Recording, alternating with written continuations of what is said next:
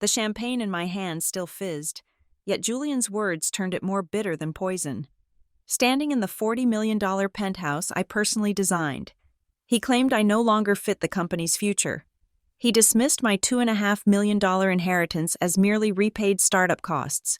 But Julian made a fatal mistake.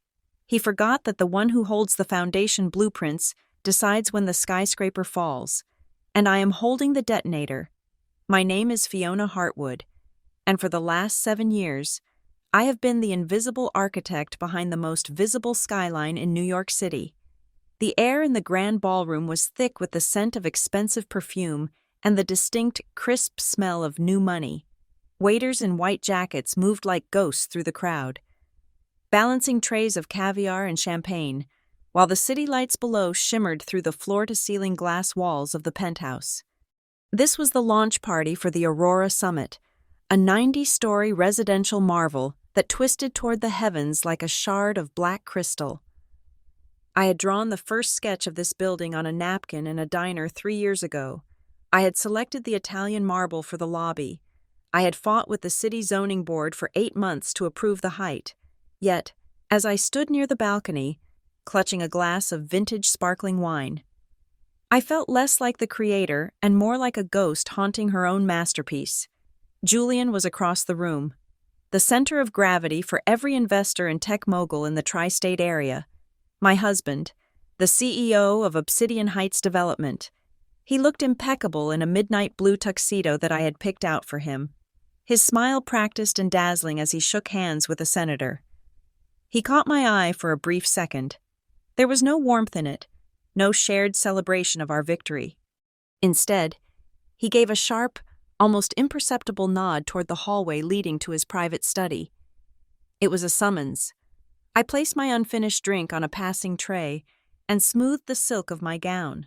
The fabric was cool against my skin, a stark contrast to the sudden heat rising in my chest. I navigated through the crowd, smiling politely at people who complimented the lighting fixtures I had designed, and slipped into the quiet corridor. The heavy mahogany doors of the study closed behind me, instantly silencing the jazz band and the chatter outside. Julian was already there, leaning against the massive oak desk, swirling a glass of amber whiskey. He did not offer me one. The room smelled of leather and aged tobacco, a masculine sanctuary that I had curated to intimidate his business rivals. I never thought it would be used to intimidate me. "You wanted to see me?" I asked, keeping my voice steady. The senator seemed impressed with the atrium. Julian did not smile. He set his glass down on a coaster with a deliberate, heavy thud. "Sit down, Fiona." I remained standing. "I prefer to stand. What is this about?" "Julian, we have guests." He sighed, a long, weary sound that suggested he was dealing with a petulant child rather than his wife of 7 years. He reached into his desk drawer and pulled out a thick manila envelope. Sliding it across the polished wood surface, it stopped inches from my hand.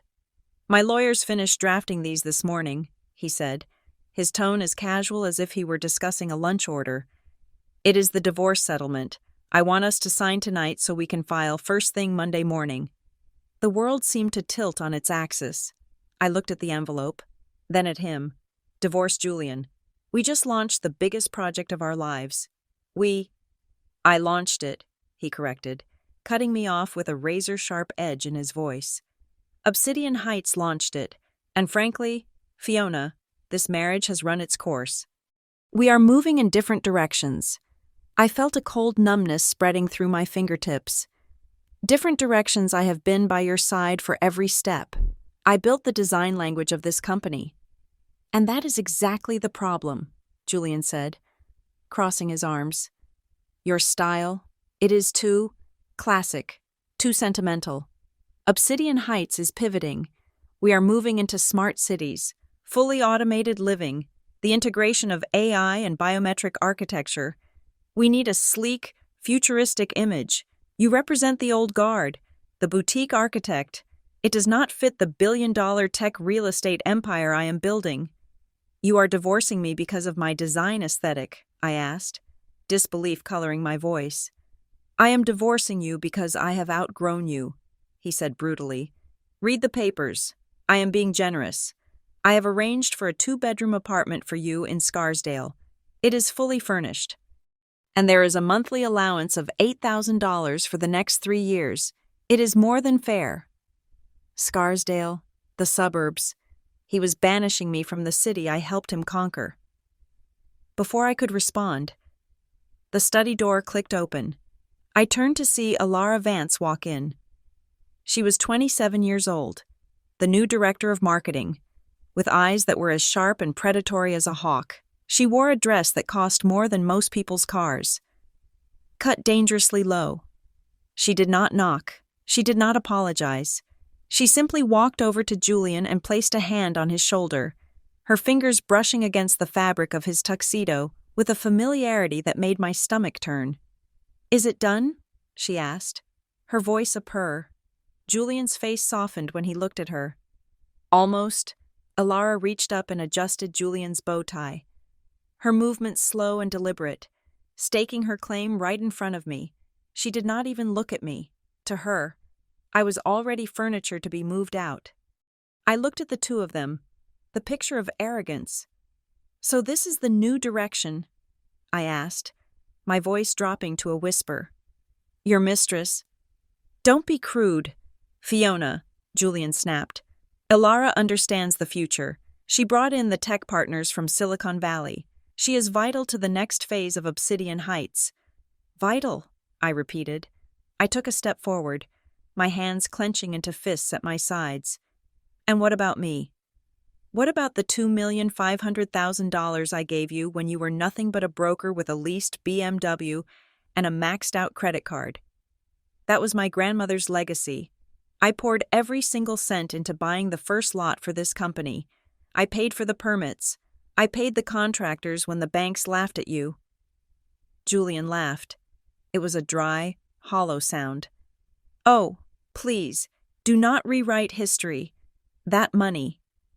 That was a wife helping her husband follow a dream. It was a domestic contribution. It was spent years ago on operational costs. It is gone. It was an investment," I said, my voice rising. "We were partners, co-founders." "Show me the shares," Julian challenged, his eyes cold and hard. "Show me the stock certificates with your name on them. You never asked for them. Fiona, you trusted me. You wanted to be the supportive wife in the background. Well, you got what you wanted. You supported me, and now the debt is paid. The Scarsdale apartment is worth at least $800,000. Consider that your return on investment." I looked at Alara. She was smirking, a small, victorious curve of her red lips. She whispered something in Julian's ear, and he nodded. "There is one more thing," Julian said, checking his platinum watch. "Alara wants to start redecorating the penthouse tomorrow morning. She finds your color palette depressing. I need you to pack your personal effects and leave tonight. The driver is waiting downstairs to take you to the hotel." The cruelty of it took my breath away. "Tonight I live here. Julian, this is my home. I designed these walls." "Not anymore," Alara said, speaking to me for the first time. Her voice was light, airy, and dripping with venom. "We need a fresh start, and frankly, having your energy here is just heavy. It is better if you go now, before you make a scene and embarrass Julian in front of the board." I stared at them, the man I had loved for 7 years, and the woman who had replaced me as easily as upgrading a phone. They stood together, unified in their greed, convinced of their absolute power. They thought they had won. They thought I was broken. I took a deep breath. Forcing my heart to slow its frantic beating, I straightened my spine. I was a Heartwood. My grandmother was one of the first female architects in Chicago. We did not crumble. We built. "Are you sure you want to go down this road?" "Julian," I asked quietly. "Are you absolutely certain?" Julian picked up his whiskey again, dismissing me with a wave of his hand. "Go pack. Fiona, you're boring me." I turned and walked out of the study without another word. I did not slam the door. I did not scream. I walked past the grand foyer. up the floating staircase I had sketched on a rainy Tuesday 4 years ago. I entered the master bedroom, a room I had filled with warmth and light. Now, it felt like a museum exhibit. I pulled a small duffel bag from the closet.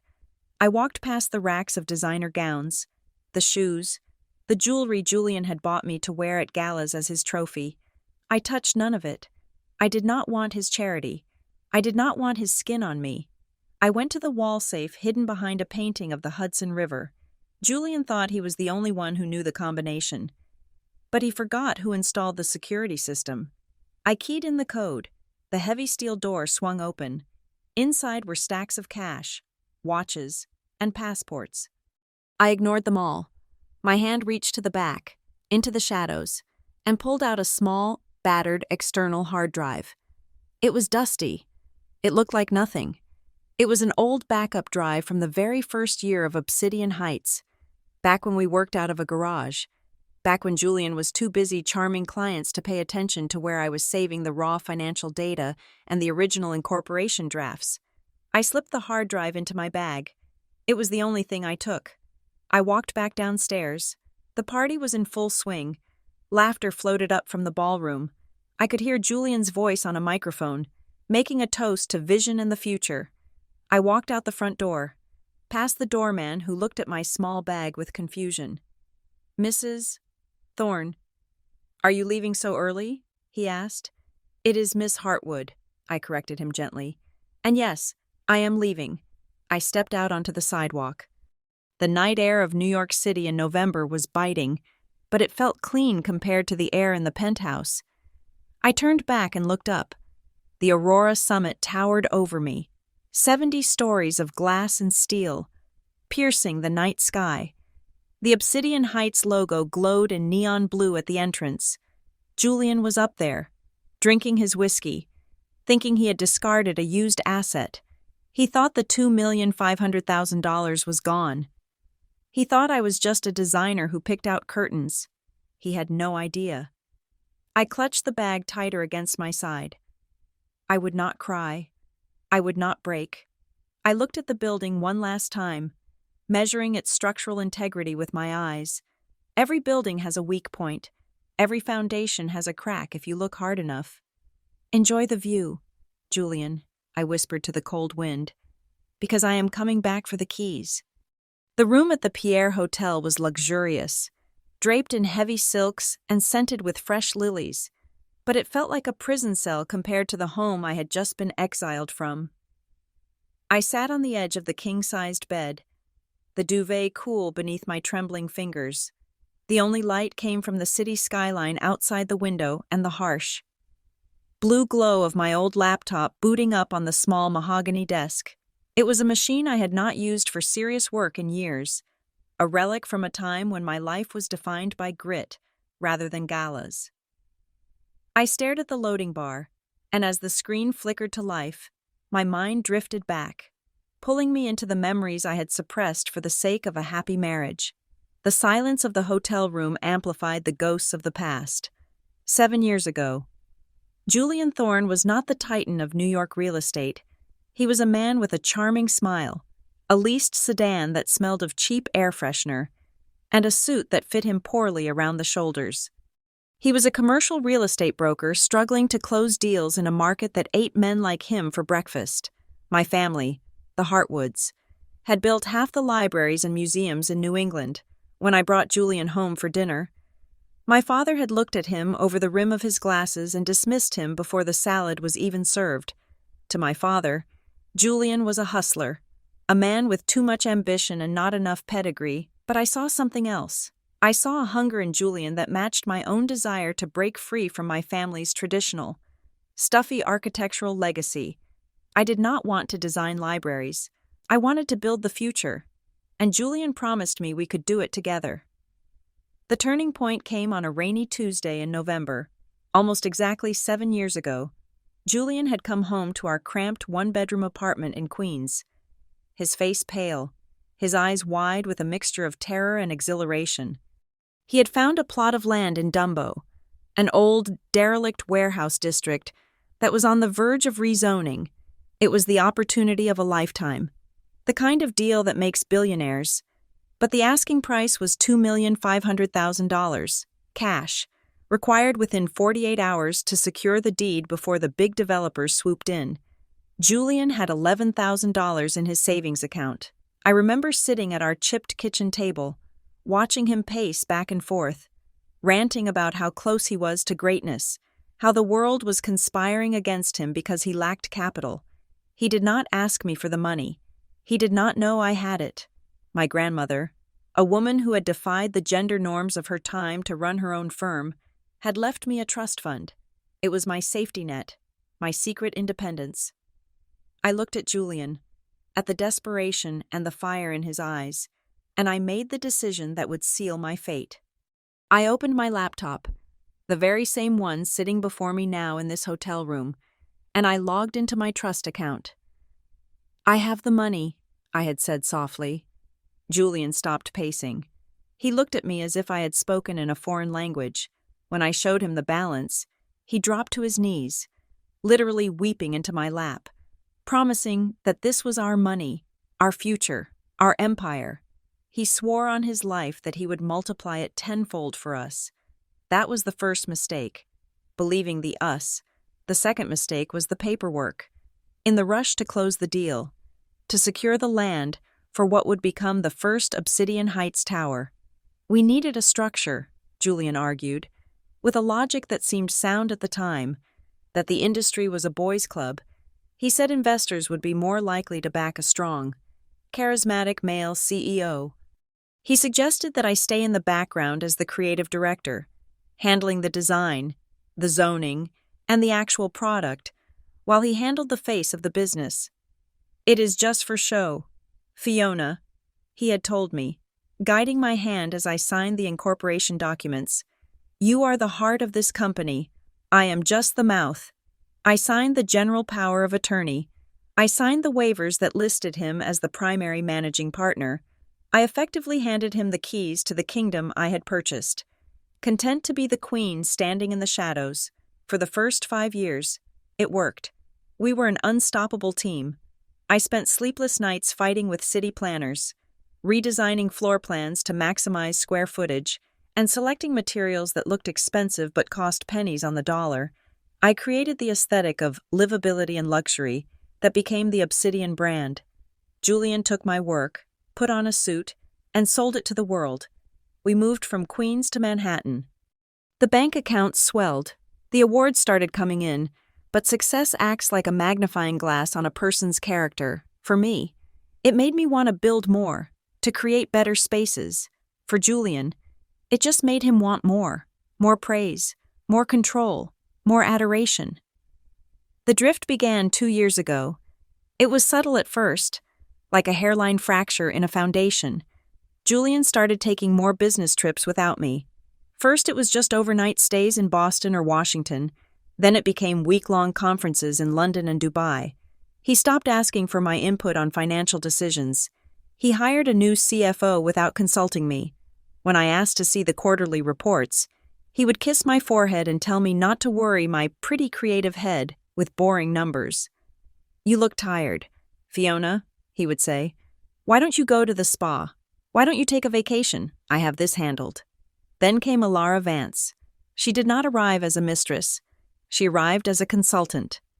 A sharp 25-year-old marketing genius from Silicon Valley who promised to modernize our brand. I actually liked her at first. She was efficient, but soon, she was in every meeting. She was laughing at Julian's jokes a little too loudly. She was finishing his sentences, and slowly, systematically, she began to box me out. Meetings were rescheduled to times when I was at the dentist. Emails were accidentally not copied to me. I felt the isolation closing in. But I was in denial. I blamed myself. I thought maybe I was being paranoid. Maybe I really was too old-fashioned for the new direction of the company. I tried to be the supportive wife. I hosted the dinners. I smiled for the cameras. But 6 months ago, the denial shattered. I had gone to the office late one Sunday night to pick up some blueprints. I tried to open the executive safe in Julian's office to retrieve a deed I needed to reference. The code, which had been his birthday for 6 years, did not work. I tried our anniversary. I tried my birthday. Nothing. He had changed it. That was the moment the architect in me woke up. An architect knows that if a door is locked, you check the windows, and if the windows are barred, you check the ventilation shafts. Julian thought I was just an artist, a woman obsessed with fabrics and light fixtures. He forgot that to design a modern luxury building, one must be an expert in integrated systems. I was the one who designed the smart home infrastructure for the Obsidian headquarters and our penthouse. I was the one who selected the vendors for the server rooms. I knew where the digital pipes were laid. Sitting in the hotel room, I plugged the dusty external hard drive into my laptop.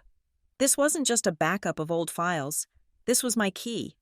6 months ago, after the safe incident, I had used my administrative access to the building's central automation system to push a silent update to Julian's office network. It was a simple mirroring protocol, designed originally for troubleshooting glitches in the smart lighting system, but with a few tweaks to the code. I had expanded its scope. I had synced his office desktop, his tablet, and even the backups of his phone to a private cloud server that only I could access. Julian thought he was clever by changing the password to the physical safe. He did not realize that every keystroke he made on his computer, every document he scanned, every email he thought he had deleted, was being quietly copied and stored in a server farm in Iceland that I paid for with my personal allowance. I opened the folder labeled sync_logs_last_6_months. My heart hammered against my ribs as I clicked on the subfolder for the previous week. I needed to know the extent of the damage. I needed to know why he was so confident he could throw me out with nothing but a stipend. The file list populated, hundreds of PDFs, emails, and audio files. I opened a document dated 3 days ago. It was a draft of the divorce settlement strategy sent from Julian's personal lawyer. I read the first paragraph and felt bile rise in my throat. Strategy Alpha. Leverage, the lack of formal stock certificates. Since Ms. Hartwood's initial contribution was made via a personal wire transfer to Mr. Thorne's account rather than a direct corporate purchase, we will frame it as a spousal gift, without a promissory note. The claim to equity is weak. We offer a settlement to avoid PR damage, not legal liability. A spousal gift, I whispered to the empty room. They were going to erase my ownership by exploiting my trust. I closed that document and opened another folder, one labeled Project Nexus. I had never heard of a Project Nexus. Obsidian Heights did not have a project by that name. Inside were bank statements, not from our usual Chase or Goldman Sachs accounts, but from a bank in Cyprus. The beneficiary was a shell company called Nexus Shell. I scrolled through the transaction history, every month for the past year. Massive sums ranging from $200,000 to $500,000 were being siphoned out of Obsidian's operating capital and wired to this offshore account. The authorization signatures on the transfers were digital. They were Julian's. But the counter-signature, the one required for international wires over $100,000, I zoomed in on the PDF. The signature was messy, a scrawl I did not recognize at first. Then I saw the printed name below it, Elara Vance, Acting Chief Operations Officer. I sat back, the air leaving my lungs. Elara wasn't just the marketing director. Julian had secretly given her operational authority. Bypassing the board entirely, they were draining the company. They were stealing from the investors, from the tenants, and from me. But why Obsidian Heights was profitable? Why risk jail time to steal from your own company? I clicked on an audio file recorded just 2 weeks ago. The file name was meeting_J_E_private. It had been captured by the voice command system in the smart conference table in Julian's office, a feature I had installed to help executives take dictation, which Julian rarely used and likely forgot existed. I put on my headphones and pressed play. Julian's voice filled my ears, clear and arrogant. The merger with Sterling Group is the exit strategy. Elara, we pump up the valuation with the Aurora Summit launch. We show them the projected revenue. Once they buy us out for $1 billion, we take our payout and disappear. Let the new owners deal with the debt and the structural issues. And Fiona? Alara's voice was sharp, calculating. She will ask questions about the initial equity. Fiona is a decorator, Julian laughed. It was the same laugh I had heard in the study tonight. She doesn't read balance sheets. She trusts me. By the time she realizes she has been cut out, we will be in Monaco. I will give her a few million to keep her quiet, and she will go back to painting watercolors. Structural issues, I repeated, my mind latching onto that phrase. Let the new owners deal with the structural issues. I stopped the audio, a cold dread, colder than the betrayal of the money, settled in my stomach. I was an architect. I cared about the buildings. I cared about the people living in them. If Julian was talking about structural issues, he wasn't just stealing money. He was compromising the safety of the towers. I frantically searched the drive for construction logs and material procurement. I found an email chain between Alara and a supplier in New Jersey I had blacklisted years ago for selling substandard steel. The subject line was Cost Optimization for Aurora Summit. My hands shook as I read. They had swapped out the Grade A fire-retardant cladding I had specified for a cheaper, flammable composite. They had saved $3 million on the materials. $3 million that likely went straight into the Nexus Shell account in Cyprus. The Aurora Summit, 90 stories, hundreds of residents moving in next week, and it was wrapped in material that would turn the building into a torch if a fire broke out. I slammed the laptop shut, unable to look at the screen any longer. I stood up and walked to the window, pressing my forehead against the cold glass. The city lights blurred through my tears, but these were not tears of sadness anymore. They were tears of rage. Julian and Alara weren't just thieves. They were monsters. They were risking hundreds of lives to fund their retirement in Monaco. And they had used my name, my reputation, and my designs to do it. I looked at my reflection in the window. The woman staring back at me looked tired. Yes. Her makeup was smudged. Her expensive dress was wrinkled. But the eyes were different. The soft, trusting gaze of the wife who waited at home was gone. In its place was the cold, calculating stare of an architect who had just found a critical structural failure and knew exactly how to bring the whole house down. I turned back to the desk. I needed help. I couldn't do this alone.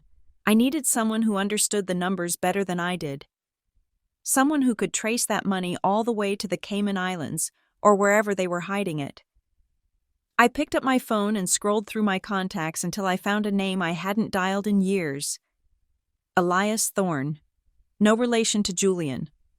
Elias was a friend from university, a forensic accountant who had once told me that numbers were the only language that didn't lie. We had lost touch when I married Julian. Elias had never liked him, but I knew he was still in the city. It was 2:00 in the morning. I didn't care. I pressed the call button. It rang 4 times. Then, a groggy, deep voice answered. Fiona, is everything okay? No, Elias, I said, my voice steady and hard as steel. Everything is wrong, but I have the blueprints to fix it. I need you to meet me, now. The taxi ride to the Brooklyn Navy Yard took 40 minutes, a journey that felt like a descent from the gilded heavens of Manhattan into the industrial guts of the city. I was still wearing my evening gown, though I had thrown a trench coat over it, clutching my laptop bag like it contained nuclear launch codes. Elias worked out of a converted warehouse that served as both his living space and his fortress of solitude. He was a forensic accountant who operated in the gray zones where corporate law met digital warfare. He did not work for the Big Four firms anymore. He worked for the people the Big Four were trying to hide things from. I buzzed the intercom. The heavy steel door clicked open with a mechanical groan. Elias was waiting for me at the top of the metal staircase. He looked exactly as I remembered him from our university days, albeit with more gray in his beard and a sharper, more cynical edge to his eyes. He wore a faded hooded sweatshirt and jeans, a stark contrast to the tuxedo-clad sharks I had spent the evening with.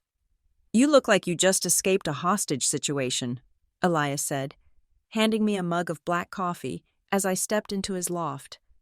I did, I replied, walking past him toward the bank of monitors that dominated the far wall.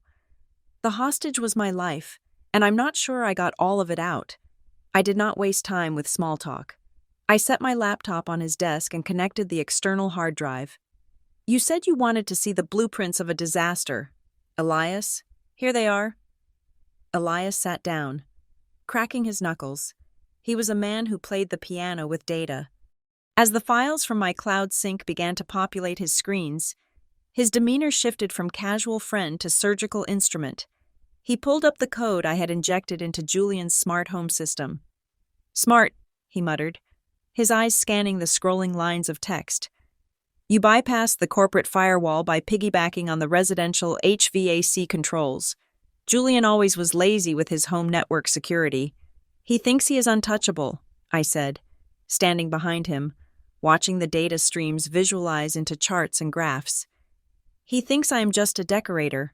Let us see what the decorator found, Elias said. For the next 2 hours, the only sounds in the loft were the hum of the server cooling fans and the rhythmic clatter of Elias's keyboard. I paced the floor, the adrenaline from the party fading into a cold, hard focus. I watched as Elias peeled back the layers of Obsidian Heights, stripping away the marketing gloss to reveal the rotting framework underneath. You were right about the Nexus shell account, Elias said, pulling up a complex flowchart on the center screen. But it is worse than just embezzlement. Look at this. He pointed to a series of transactions dating back 18 months. Julian is not just skimming off the top. He is aggressively devaluing the domestic assets of Obsidian Heights while simultaneously building up a shadow portfolio offshore. See these transfers, $200,000 here, $400,000 there. They are labeled as consulting fees and software licensing, but they are all going to the same routing number in Cyprus. Nexus Shell, I said. Correct, but Nexus Shell is not just a bank account, it is a holding company. Elias typed a furious command, and a new window popped up, displaying a scanned registration document from the Cypriot registry. I just ran a cross-reference on the directors. The primary signatory is not Julian. My breath caught in my throat. It is Alara. Alara Vance, Elias confirmed. She is listed as the sole beneficial owner. Julian is smart. If the IRS or the SEC ever investigates this, his name is nowhere on the paper trail. Alara is the one signing the checks. She is the one authorizing the transfers. He has set her up as the fall guy. I stared at the screen. Alara, with her arrogant smile and her condescending tone, was walking into a trap she did not even see. She thought she was the queen, but she was just the human shield. But why? I asked. Why move the money out now? The company is successful. We just launched the Aurora Summit. Elias spun his chair around to face me. His expression was grave. That is the other shoe. I found a folder in his deleted items that he tried to scrub. It is a draft prospectus for a merger. A merger. An acquisition. Really, Elias corrected himself. Julian is in deep talks with the Omni Global conglomerate. They are a massive international holding firm based in Zurich. They are looking to acquire Obsidian Heights for $1 billion. The number hung in the air like a guillotine blade. $1 billion. He is selling the company, I whispered.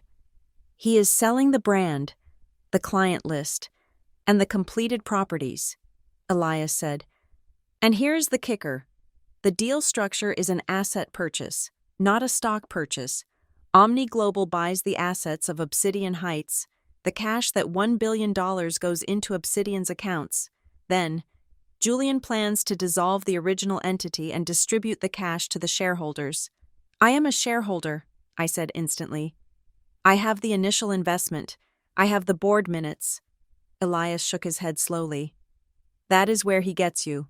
I looked at the cap table he sent to Omni Global. Your name is not on it. I felt the blood drain from my face. What? He has listed himself as the 90% owner, with the remaining 10% distributed among a few silent partners and the employee stock option pool. He has completely erased your initial $2,500,000 contribution. Since you never formalized the stock issuance 7 years ago, he is treating your money as a personal loan that was repaid via your living expenses and allowance over the years. That is a lie, I snapped. That was equity capital. In court, you could prove that. Elias agreed. But this deal is closing in 5 days. The vote happens next Wednesday. Once Omni Global wires that money and the assets are transferred, Obsidian Heights becomes an empty shell.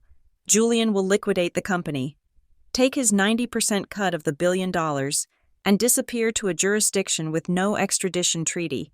By the time you file a lawsuit, the money will be gone. You will be suing a bankrupt ghost. And my shares?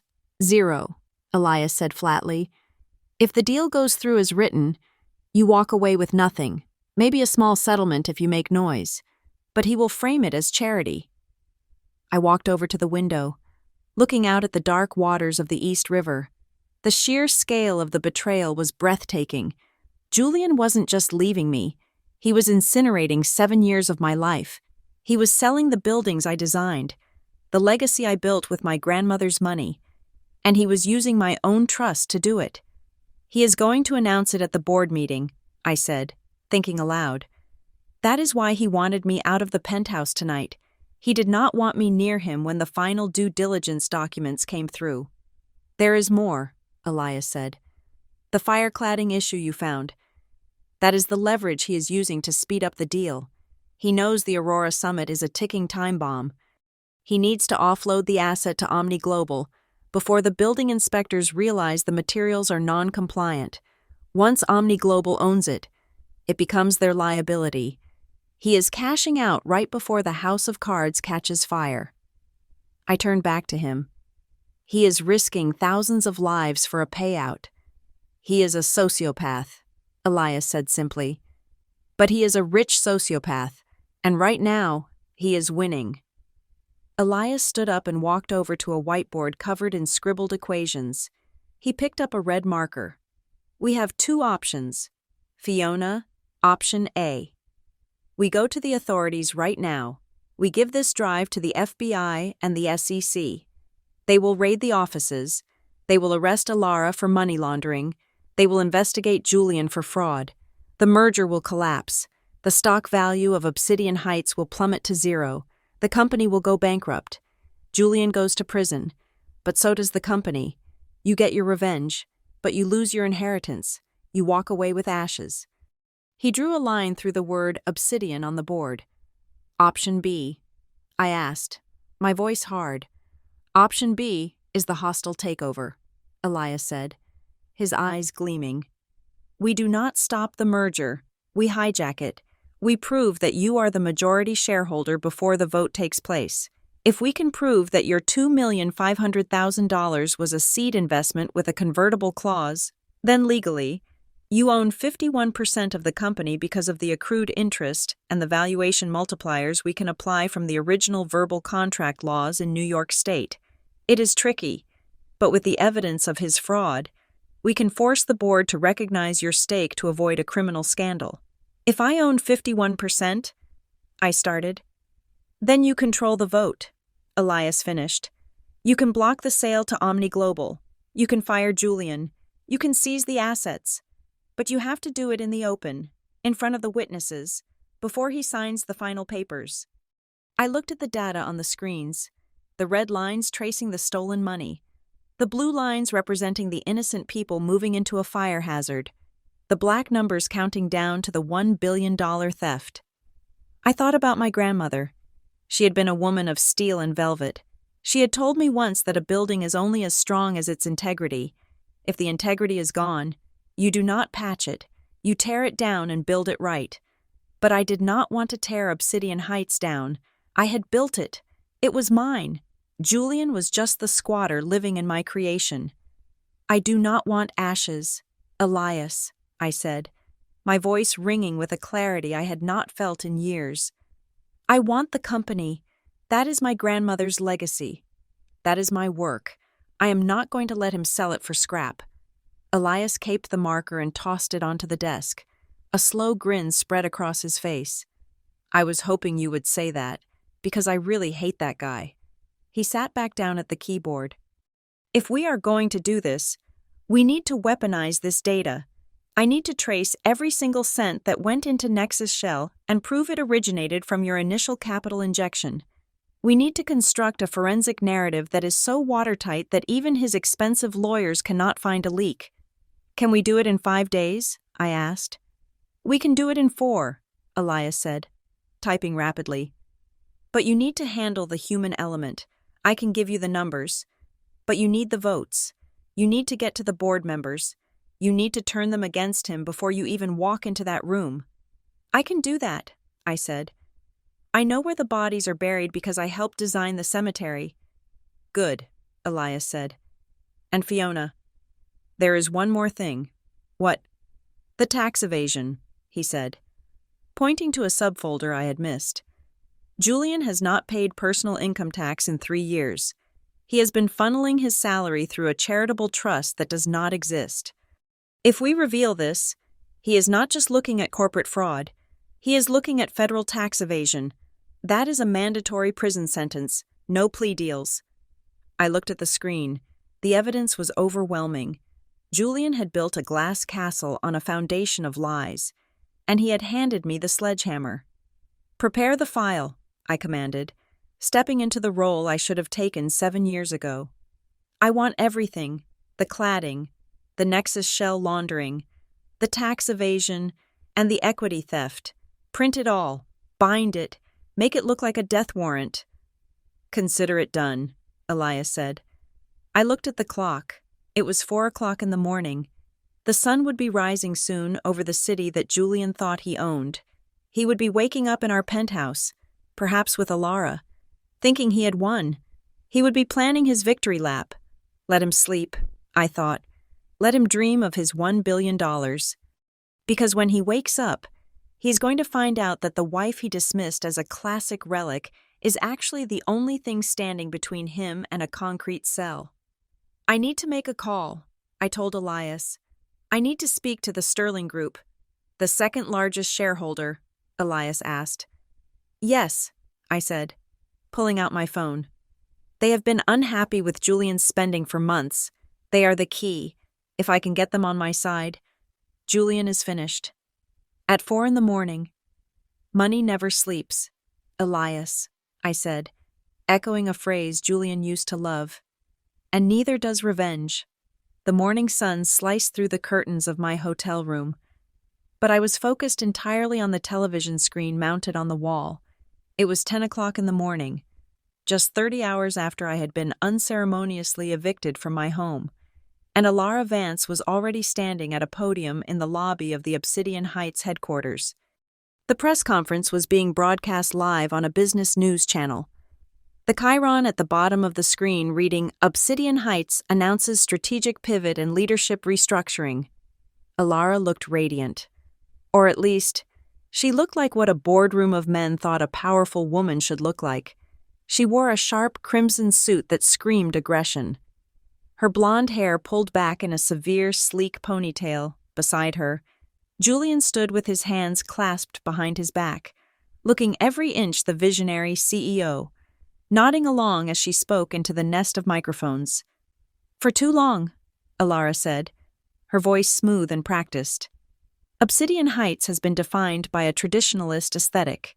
We built beautiful buildings, yes, but they were relics of a bygone era. Today, we are announcing a shift towards the future. We are moving away from the slow, boutique design philosophy that has held us back and embracing a rapid, scalable, technology-first approach. A reporter from the Times raised a hand. Ms. Vance, does this shift explain the departure of Fiona Hartwood? She was seen as the creative soul of the company. Alara smiled, a gesture that did not reach her eyes. Fiona was wonderful during the hobbyist phase of our company. She has a lovely eye for drapery and color, but as we scale to $1 billion valuation, we need industrial architects, not interior decorators. Fiona's departure is simply a natural evolution. We needed to trim the fat to let the muscle grow. It is a mutual decision to allow her to focus on smaller, more personal projects that suit her pace. I gripped the remote control so hard the plastic creaked. Hobbyist phase. Trim the fat. She was not just firing me. She was rewriting my history. She was painting me as a bored housewife who played with fabric swatches while the adults did the real work. She was erasing the 7 years of zoning wars I fought, the structural engineering problems I solved, and the sleepless nights I spent drafting the very lobby she was standing in. Julian leaned into the microphone then, adding the final nail to the coffin. We wish Fiona the best. She supported me emotionally during the early days, and for that, I am grateful. But business is about looking forward, not back. I turned off the TV. The silence that filled the room was heavy. But it was not the silence of defeat. It was the silence of a predator watching its prey make a mistake. They were arrogant. They were basking in the glow of the flashbulbs, convinced that I was crying in a corner somewhere, broken by their public rejection. They assumed my silence was weakness. They had no idea that my silence was actually ammunition. Later that afternoon, I received a text message from a number I did not recognize, followed immediately by a phone call. I picked it up. Wary. Fiona. The voice was gravelly and hushed. It was Marcus Sterling, one of the original board members. He was a man in his 60s, a former civil engineer who had always respected my work on the technical side. He was the only neutral party left on a board that Julian had slowly filled with sycophants. Hello, Marcus, I said, keeping my voice calm. I assume you saw the performance this morning. Performance is the right word, Marcus grunted. Listen, I cannot talk long. I am calling from a burner phone. You need to know what is happening inside the boardroom. Julian is pushing for an emergency vote tomorrow morning. To approve the merger, I asked. No, that is next week, Marcus said urgently. This is a vote to amend the corporate charter. He wants to formally strike your name from the list of founding partners. He is claiming that since you never held an executive title and your initial capital wasn't registered as stock, your status as a founder is purely ceremonial. If the board votes yes, it effectively legally severs you from the company's history. It will make it 10 times harder for you to claim any ownership rights in court later. He wants to erase me completely before the check from Omni Global clears. I realized. Exactly, Marcus said. He is scared.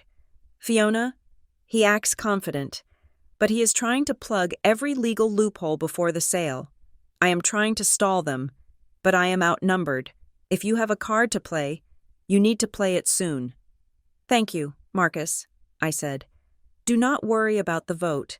By the time they convene, the definition of the company will have changed. I hung up. Julian was moving faster than I expected. He was trying to burn the bridge while I was still standing on it. But his haste was making him sloppy, and Alara's arrogance was making her careless. I opened my laptop again. I didn't need to hack into their emails.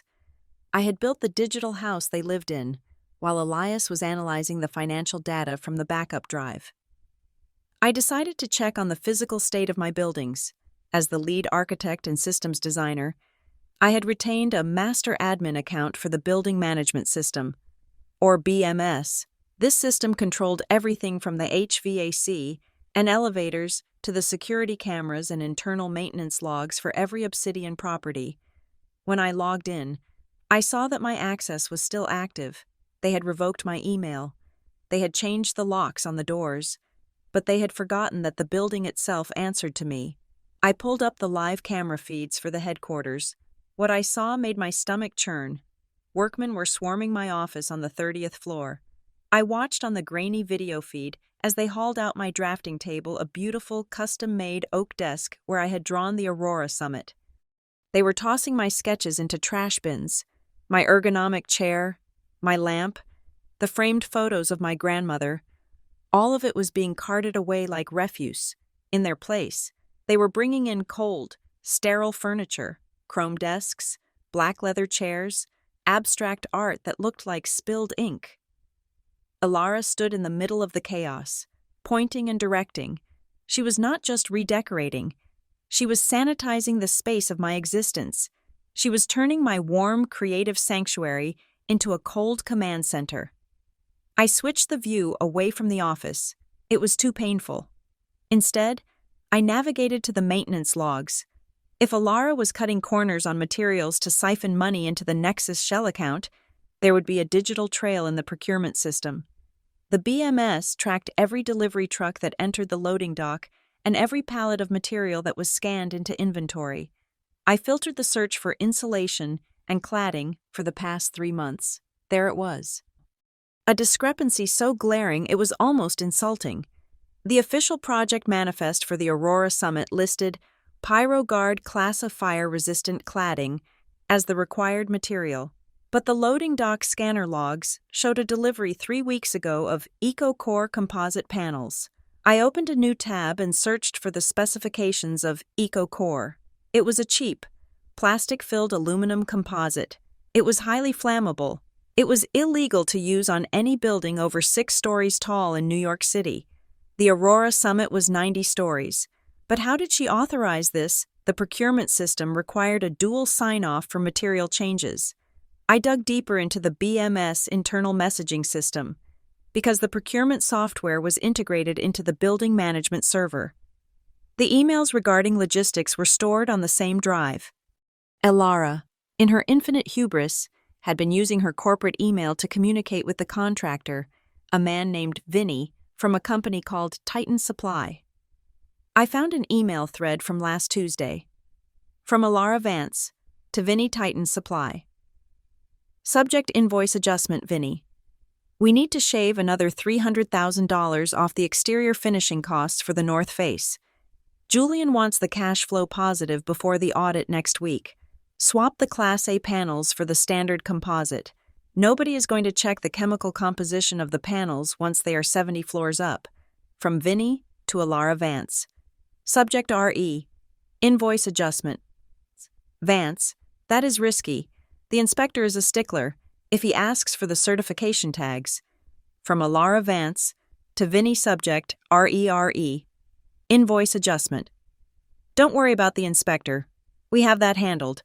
Just print the Class A labels and slap them on the cheap panels. We have done it before on the West Side project. Just get it done.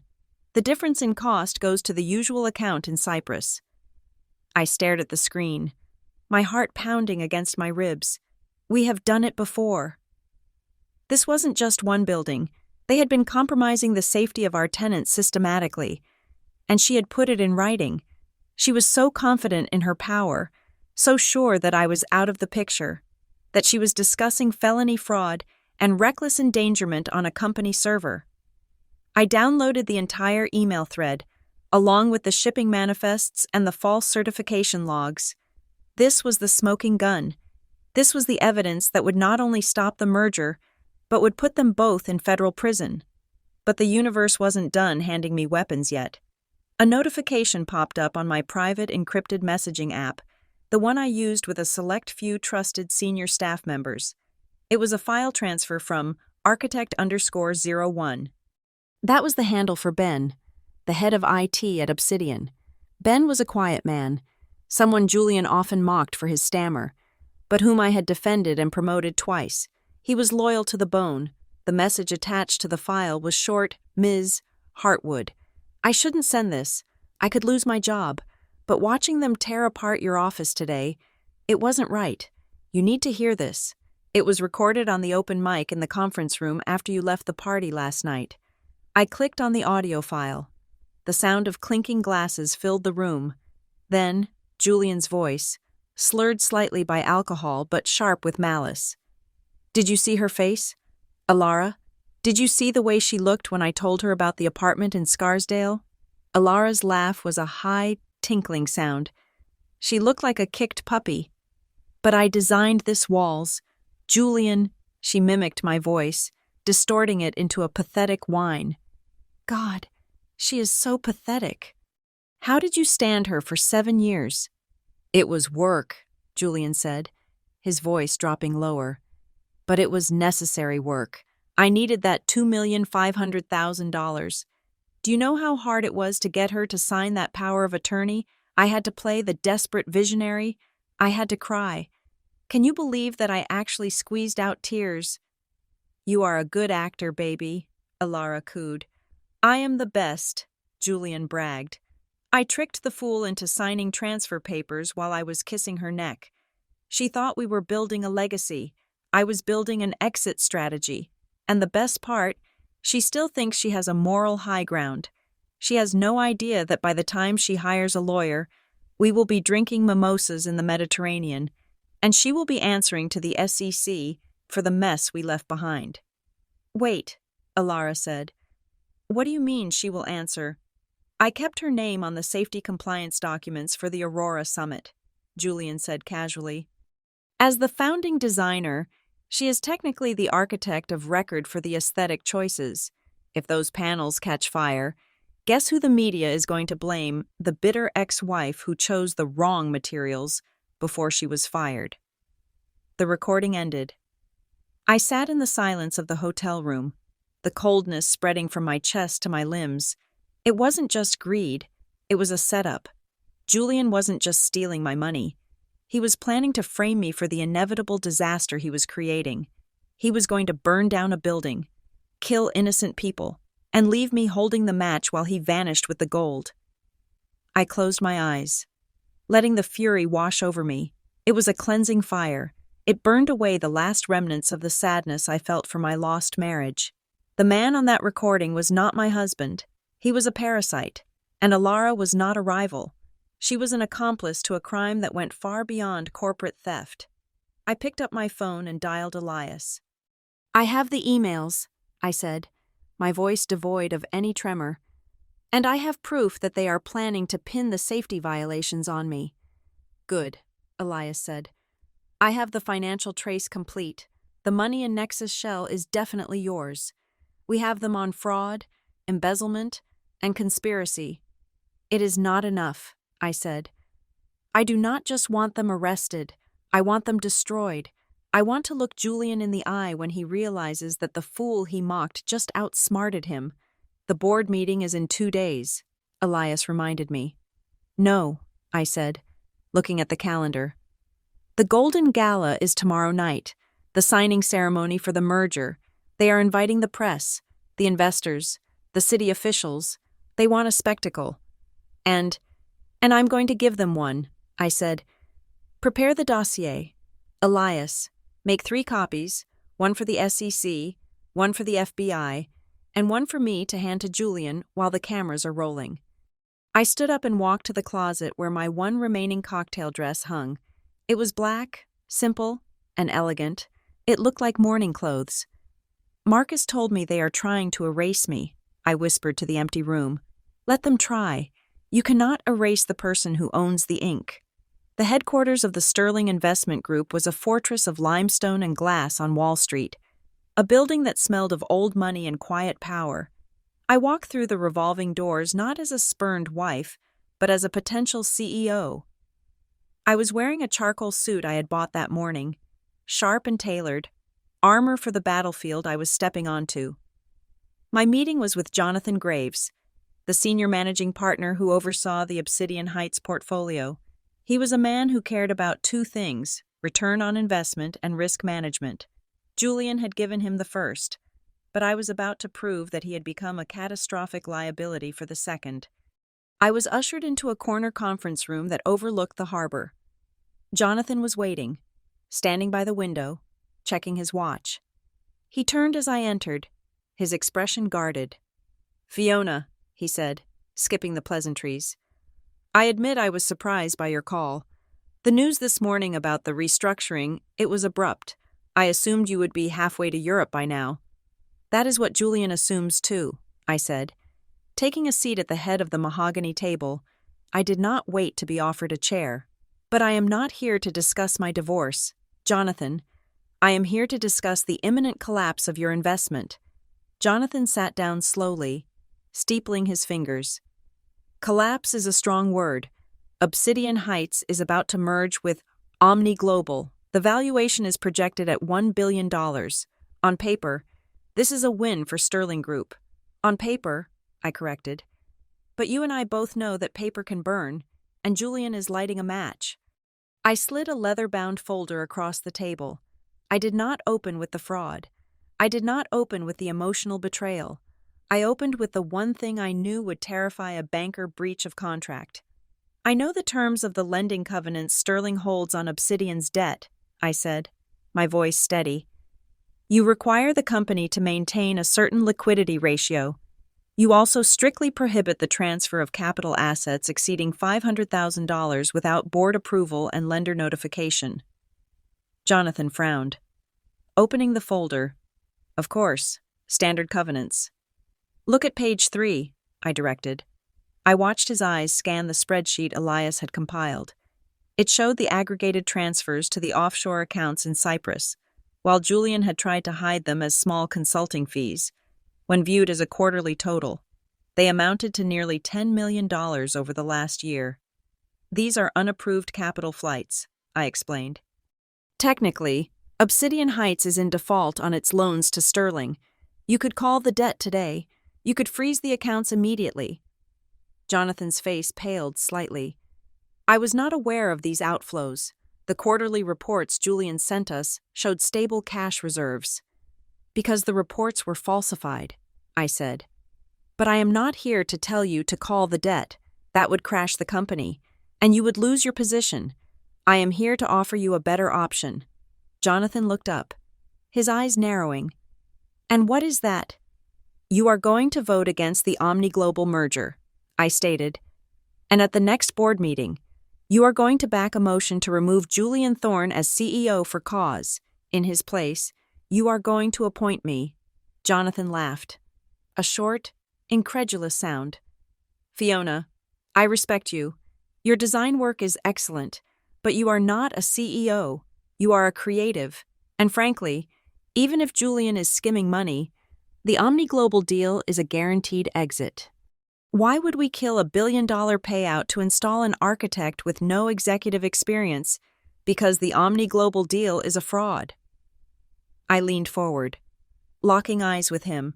The moment that deal signs, the due diligence teams from Zurich will find what I found. They will find the offshore shell companies. They will find the tax evasion, and they will find the systemic safety violations in the construction of the Aurora Summit. When they do, they will sue for rescission. They will claw back every dollar. Obsidian Heights will be buried in litigation for a decade. Sterling Group will not get a payout. You will get a subpoena. I pulled out the second document, my restructuring plan. This, I said, tapping the paper, is the alternative. We clean house.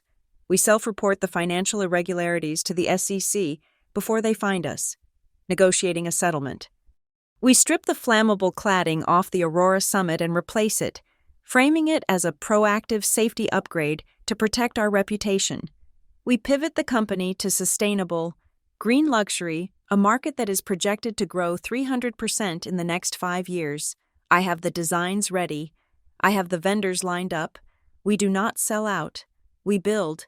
And in 3 years, we IPO at $2 billion, not 1. Jonathan picked up the plan. He read it in silence for 5 minutes. I could see the gears turning. He was a numbers man, but he was also a survivor. He knew that a dirty deal was a ticking bomb. This is ambitious, he admitted, closing the folder. And it is cleaner than the mess Julian is hiding. But Fiona, there is a problem. Even if Sterling backs you, we only hold 20% of the voting rights. Julian controls the board. He claims to own 90% of the equity. Unless you can prove otherwise, he will just fire the board and push the merger through anyway. I can prove otherwise, I said. I am meeting my lawyer in an hour. When I walk into that boardroom, I will not just be a candidate. I will be the majority owner. Jonathan looked at me for a long moment, assessing my resolve. Then he nodded. If you can prove you hold the controlling stake legally and undeniably, Sterling will back your motion. We will vote to remove Julian. That is all I needed to hear, I said. Standing up, I left the Sterling building and hailed a taxi to the Upper East Side. My destination was a dusty, narrow townhouse that smelled of old paper and lemon polish. It was the office of Abernathy Sons, the law firm that had handled the Hartwood family estate for 3 generations. Mr. Abernathy was a man of 80, with hands that shook slightly, but eyes that were as sharp as diamonds. He greeted me with a warm smile and a cup of tea. "Fiona, my dear," he said, settling into his leather armchair. I was distressed to hear about the separation. Your grandmother never did trust that young man. She was right. Mr. Abernathy, I said. She was right about everything. That is why I'm here. I need the original documents from the trust disbursement. The day I withdrew the $2,500,000. Ah, yes, the old lawyer nodded. I remember it well. You were so insistent. You wanted to give him the world. He stood up and walked to a wall of filing cabinets. He pulled out a thick, yellowed file. However, your grandmother was a prudent woman. She knew that love can make us blind, but contracts make us see. He placed the file on the desk and opened it. Inside, clipped to the carbon copy of the bank transfer, was a single sheet of heavy, cream-colored stationery. It was handwritten in my grandmother's elegant, looping script, but it had been notarized and countersigned by me on the day of the transfer. Do you remember signing this, Mr. Abernathy asked. I looked at the paper. I vaguely remembered it. It was the day I transferred the money to Julian. I was so excited, so rushed. Mr. Abernathy had insisted I sign an addendum to the withdrawal to satisfy the trust's requirements. I had signed it without reading, just wanting to get the check to Julian so he could buy the land. I think so, I said. What does it say? Mr. Abernathy adjusted his glasses and read aloud. The sum of $2,500,000 is granted to Fiona Hartwood for the purpose of investment in the entity known as Obsidian Heights. This sum is structured as a convertible debt instrument. In the event that the entity known as Obsidian Heights attempts to sell, merge, or transfer majority ownership to a third party, or in the event of a dissolution of marriage between the beneficiary and the primary operator, this debt shall automatically convert into 51% of the total authorized shares of the company, superseding all other equity arrangements. The room went silent. The clock on the mantelpiece ticked loudly. 51%, I whispered. It is a standard protective clause I insert into all high-risk family investments. Mr. Abernathy said with a sly smile. Julian Thorne signed the receipt for the funds, did he not? Yes, I said. He signed the acknowledgement of receipt. Then he accepted the terms attached to the funds. Mr. Abernathy said. He likely never read the attachment. Men like him rarely read the fine print when they see a check with 6 zeros, but by accepting the money, he legally bound the company to this clause. He doesn't know, I realized. He thinks it was a gift. He thinks because he never issued stock certificates. I have no claim. He is wrong. Mr. Abernathy said, handing me the document. This is a self-executing contract, the moment he filed for divorce, and the moment he drafted the merger agreement with Omni Global. This clause triggered, you are not the ex-wife, Fiona. You are the majority shareholder. And you have been since the moment his lawyer sent you those divorce papers. I took the document. It felt heavy in my hands. It was just a piece of paper. But it was heavier than the steel beams of the Aurora summit. It was my grandmother reaching out from the grave to protect me. She had known. She had known that one day I might need a weapon, and she had forged it for me years ago. This holds up in court, I asked. It is ironclad, Mr. Abernathy assured me. New York state law favors the intent of the donor in trust dispersions. Julian can scream all he wants, but this paper owns him. I stood up, clutching the file to my chest. Thank you, Mr. Abernathy. Go get him, my dear, the old lawyer said, his eyes twinkling, and take back what is yours. I walked out onto the street. The city was bustling, indifferent to the war being fought in its high-rises, but everything looked different to me now. I wasn't just armed with evidence of fraud. I was armed with the ultimate authority. I took out my phone and called Elias. I have the Sterling Group, I said. And Elias, I have the company. You found the loophole, Elias asked, his voice crackling with excitement. It wasn't a loophole, I said. It was a trap. My grandmother set a bear trap 7 years ago, and Julian just stepped right into it. The board meeting is tomorrow morning, Elias said.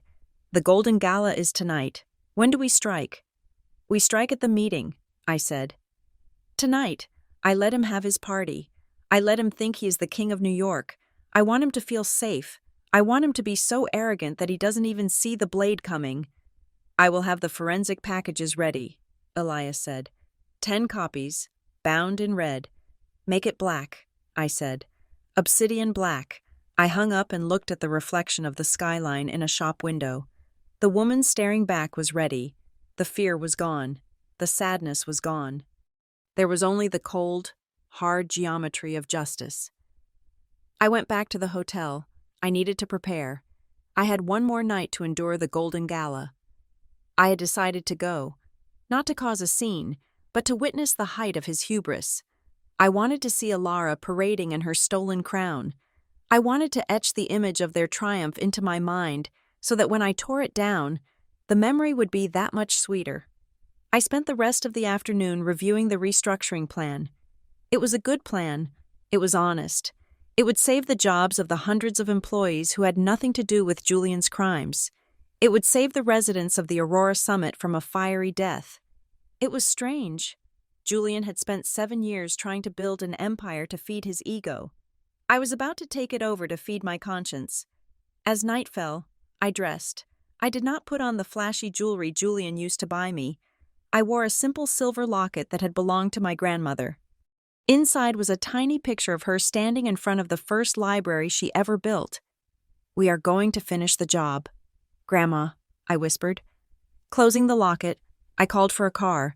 The destination was the grand ballroom at the Plaza Hotel, the Golden Gala, the celebration of the merger, the celebration of the end of Julian Thorne. As the car moved through traffic, I felt a calm settle over me. It was the calm of a demolition expert who has set the charges and is just waiting for the countdown to reach 0. Julian thought he was the architect of this deal, but tomorrow he would learn that he was just a tenant, and his lease had just expired. The Plaza Hotel ballroom was transformed into a shimmering cage of gold and crystal. This was the Golden Gala, the crowning jewel of Julian's career, designed to dazzle the omni-global executives and signal to the world that Obsidian Heights had ascended to the pantheon of billion-dollar corporations. The air was thick with the scent of white roses, thousands of them, imported from Ecuador, and the low hum of deals being struck over flutes of Dom Perignon. I stood at the top of the grand staircase, looking down at the sea of tuxedos and designer gowns. My invitation had arrived that morning by courier, a final. Petty twist of the knife from Julian. He wanted me here. He wanted the discarded wife to witness the coronation of the king and his new queen. He expected me to be cowed, to hide in the corners, a ghost of the past haunting the edges of his triumph. He had severely underestimated the ghost. I wore a gown of midnight blue velvet, strapless and structured, architectural in its simplicity but devastating in its effect. It was the color of a stormy sky right before the lightning strikes. I had pulled my hair back into a sleek chignon, exposing the sharp line of my jaw and the antique diamond drop earrings my grandmother had worn to her first ribbon cutting. I did not look like a victim.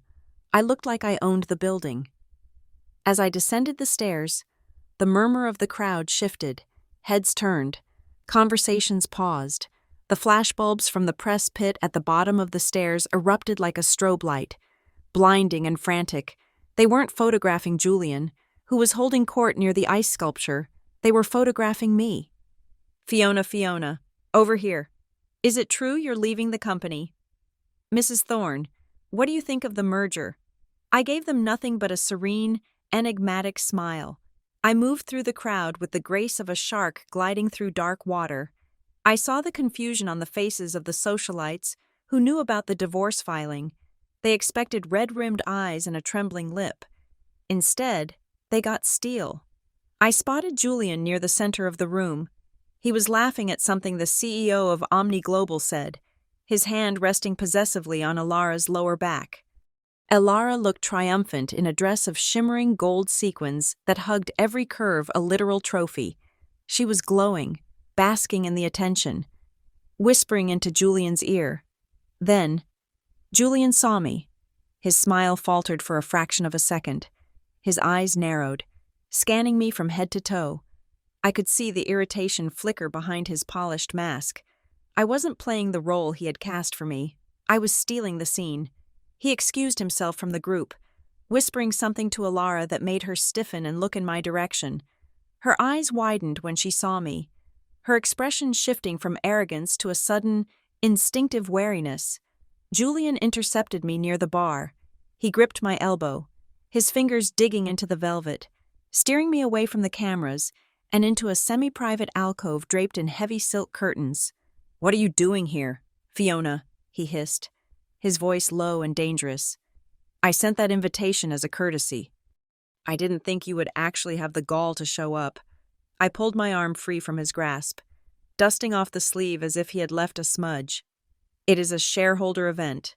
Julian, as a founder, I have a right to be here. Besides, I wouldn't miss the biggest night of your life." "Don't play games with me," he snapped. "If you are here to make a scene, security will escort you out before you can finish your first drink. This deal is happening. Elara is being named vice chairman tonight. It is over. Accept it with some dignity." "Dignity," I repeated, tasting the word. "Is that what you call it? Is dignity sending your wife to a hotel while you move your mistress into her home? Is dignity stealing the money she gave you to build your dream?" Julian laughed. A harsh, ugly sound. "It's business. Fiona, Darwinism. You were useful when we were small. Now we are giants. You don't put a bicycle engine in a Ferrari. Elara is the future. You are, well, you are a nice memory." He leaned in closer, his cologne a scent I had once loved now smelling cloying and suffocating. "Go home, sign the papers, take the apartment in Scarsdale, or I promise you, I will make the legal battle so expensive you will be designing drive-through windows to pay your rent." I looked at him, really looked at him. I saw the sweat beading on his upper lip despite the air conditioning. I saw the tiny tremor in his hand holding the champagne glass. He was terrified. Beneath the bluster, beneath the billion-dollar valuation, he knew he was a fraud. He was terrified that the house of cards would fall. I reached into my clutch. "I brought you a gift. Julian, a congratulations present." I pulled out a small, cream-colored envelope. It wasn't the legal dossier from Elias. It wasn't the contract from Mr. Abernathy. It was something much simpler, much more intimate. Julian took it, frowning. "What is this, a love letter?" "Open it," I said softly. He tore the seal and pulled out the single sheet of paper inside. It was a high-resolution printout of a bank transfer screenshot. The date was 2 weeks ago. The amount was $450,000. The sender was Obsidian Heights operating account. The recipient was Nexus Shell, Limited, Cyprus. And right next to the transaction ID, I had circled the IP address of the device that authorized the transfer. It wasn't the office network. It was the private IP address of the penthouse Wi-Fi. Julian's face went the color of ash. He stared at the paper, his mouth opening and closing slightly. But no sound came out. The blood drained from his lips. He looked up at me, and for the first time in years, I saw genuine fear in his eyes. "Where did you get this?" he whispered. "I designed the smart home system. Remember?" I said, my voice conversational, as if we were discussing the weather. "I know every packet of data that leaves that penthouse. I know about Nexus Shell. I know about the tax evasion, and I know about the cladding on the Aurora summit." Julian crushed the paper in his fist. "You hacked me. That is illegal. This is inadmissible. You can't use this." "I am not using it in court, Julian." I smiled. "I am using it to destroy you." Elara appeared at the entrance of the alcove then, sensing something was wrong. "Julian, the Omni Global team is waiting for the toast. Is everything okay?" She looked from Julian's pale, sweating face to my calm, composed one. Her confidence faltered. She saw the crumbled paper in Julian's hand. What is that? She asked, her voice sharp. Julian shoved the paper into his tuxedo pocket, forcing a smile that looked more like a grimace. Nothing, just Fiona saying goodbye. He turned back to me, his eyes pleading now, bargaining. Fiona, listen, we can talk. We can work something out. You want more money, I can double the settlement. 5 million. Cash. Just don't do anything stupid.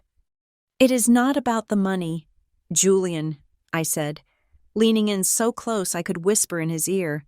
It has never been about the money. It is about integrity. You sold ours for a check. I stepped back, smoothing my velvet dress. I am going to leave now. The air in here is a bit stale, but I will see you tomorrow morning at the board meeting. 8 a.m. sharp. Fiona, Julian said, reaching for me again. Desperate. Wait. I sidestepped him effortlessly. Do not be late. Julian, and tell Alara not to get too comfortable in that vice chairman's chair. It might be taken. I walked out of the alcove, past Alara who stood frozen. Watching me with wide, fearful eyes, she knew, in that moment, she knew that the game had changed. The predator had become the prey. I moved through the ballroom one last time. The applause started as Julian took the stage, shaky and pale, to give his speech. I didn't look back. I walked out the front doors of the plaza, past the doormen, into the cool night air of Central Park South. The city lights twinkled around me. The Golden Gala was raging inside, a celebration of a lie, but out here, in the real world, the truth was gathering like a storm. I took a deep breath. The hard part was over. The trap was set. The bait was taken. Julian would spend the rest of the night terrified, wondering how much I knew, wondering if I was bluffing. He would make mistakes. He would try to cover his tracks, and in doing so, he would leave fresh footprints for Elias to find. See you tomorrow, I whispered to the skyline. I hailed a cab. Brooklyn, I told the driver, and step on it. I had a board meeting to prepare for, and I had a company to save. My name is Fiona Hartwood, and I was about to execute the most expensive objection in the history of New York real estate. The boardroom on the 40th floor was a cage of glass and steel. Suspended in the sky like a floating judgment chamber, the air was sterile, chilled to a precise 68 degrees, yet it felt suffocating. 12 people sat around the massive oval table made of polished black walnut. To the right sat the board of directors, men and women in dark suits who checked their watches and tapped on tablets with bored efficiency. To the left sat the delegation from Omni Global, the Swiss conglomerate, looking severe and skeptical in their bespoke European tailoring. And at the head of the table stood Julian. My husband looked tired. The manic energy of the Golden Gala had evaporated, leaving behind the brittle exhaustion of a man who had spent the night waiting for the police to knock on his door. His skin was pale, his eyes rimmed with red, but he stood tall, clutching the laser pointer like a scepter. Beside him sat Alara, nervously smoothing the skirt of her pencil dress, her eyes darting around the room as if searching for an exit. I sat at the far end of the table, directly opposite Julian. I was the ghost at the feast. I had placed my laptop on the table, closed. I did not speak. I did not fidget. I simply watched him. "Let us begin," Julian said, his voice a little too loud, echoing slightly off the glass walls. He refused to make eye contact with me. He focused entirely on Hans van Hoven, the lead negotiator for Omni Global. "Thank you all for coming. Today marks the dawn of a new era for Obsidian Heights. We are here to finalize the acquisition, a deal that values our combined assets at $1 billion. He clicked the remote. The screen behind him lit up with a graph showing a hockey stick growth projection. It was a beautiful lie, rendered in high definition. "The numbers speak for themselves," Julian continued, rushing his words. "Our margins are up 20%. The Aurora Summit is fully leased. We are ready to integrate." Van Hoven nodded slowly. "The financials look promising, Mr. Thorne, but before we sign, we must address the governance structure." "Of course," Julian said. wiping a bead of sweat from his upper lip. "That is the first item on the agenda. To ensure a clean title transfer, we need to ratify the updated list of executive officers and equity holders." This was it. The moment of erasure. Julian cleared his throat. "The board moves to formally recognize Julian Thorne as the sole founder and primary equity holder of Obsidian Heights. We also move to appoint Alara Vance as the permanent chief operating officer. Furthermore, we move to classify any previous spousal capital contributions as non-equity personal loans, which have been fully repaid via marital assets as of this date." He looked up, his eyes finally flickering toward me for a microsecond before darting away. "Do I have a second?" "Seconded," said Harrington. A board member Julian had bought with stock options years ago. "All in favor?" Julian asked. Raising his hand, Alara raised hers instantly, her hand shaking slightly. Harrington raised his. 2 others followed. "I object," I said. My voice was not loud, but it cut through the room like a diamond cutter on a pane of glass. Julian slammed his hand down on the table. The sound made Alara jump. "You have no standing here. Fiona? This is a closed meeting for shareholders and officers. You are neither. You are a guest I allowed in out of pity." "Actually," I said, standing up slowly, smoothing the lapels of my blazer. "I am both." The room went deadly silent. Van Hoven took off his glasses and looked at me with renewed interest. "Mrs. Thorne, if there is a legal dispute regarding ownership, we need to know now." "There is no dispute," Julian shouted, his composure shattering. "She is a disgruntled ex-wife trying to sabotage the deal. She is hysterical. Security, get her out of here." The double doors at the back of the room swung open. 2 uniformed guards stepped in. Leading them was Miller, the head of building security. Miller was a former Marine, a mountain of a man with a face carved from granite. I had hired him 5 years ago when Julian wanted to contract a cheap, unlicensed firm. I had ensured Miller's daughter got the medical coverage she needed. He remembered. "Miller," Julian commanded, pointing a trembling finger at me, "escort Mrs. Thorne out of the building immediately and revoke her access pass."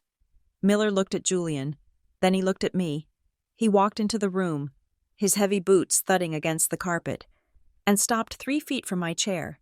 He clasped his hands behind his back and stood at parade rest, facing Julian. "I cannot do that, sir," Miller said, his voice deep and calm. "Excuse me?" Julian sputtered, his face turning a dangerous shade of purple. "I am the CEO. I am giving you a direct order." "Mrs. Thorne is a founding partner," Miller replied, reciting the company protocol I had written into the security handbook myself. "Founding partners cannot be removed from a shareholder meeting without a unanimous vote of the ethics committee. Until then, she has the floor." Miller stepped back and crossed his arms, effectively standing guard for me. Julian looked like he had been slapped. Alara looked like she was going to be sick. "Thank you, Miller," I said. I turned to the room, my gaze sweeping over the confused faces of the investors. "Since I have the floor, I think the prospective buyers should see what they are actually purchasing. You think you are buying a billion-dollar empire. In reality, you are buying a crime scene." I pulled an HDMI cable from the center console of the table and plugged it into my laptop. "No." Julian lunged for the remote to kill the projector, but he was too late. The screen behind him flickered. The beautiful profit graph vanished.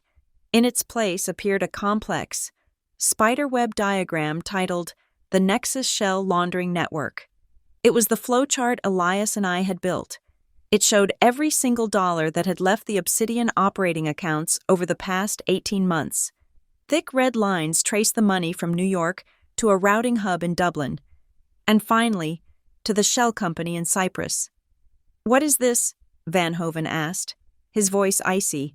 "This," I said, pointing to the screen, "is a map of where your investment capital has been going. Julian claims Obsidian Heights has cash reserves of $50 million. That is a lie.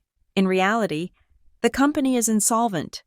Over $9,300,000 has been siphoned out of the operating budget and deposited into an account controlled by a shadow entity called Nexus Shell." Lies, Julian screamed. This is a fabrication. She photoshopped this. It is a fake. I pressed a key. The screen changed to display the bank transfer receipt I had shown Julian the night before. But this time, it was blown up to 10 feet tall. This is a transfer authorized by the CEO's private IP address. And here, I clicked again. A document appeared showing the beneficial ownership registry of Nexus Shell. Is the owner of the receiving account. The name Alara Vance was highlighted in neon yellow. The boardroom erupted. The Omni Global executives began talking furiously in German. The board members were checking their phones, likely seeing the full dossier I had emailed them 2 minutes ago. Alara stood up, knocking her chair over. Julian told me it was a tax optimization strategy. He said it was standard practice. I didn't know it was illegal. Sit down, Alara, Julian hissed, grabbing her wrist and yanking her back into her seat. He turned to the investors, a desperate, manic smile plastered on his face. Gentlemen, please, this is a misunderstanding.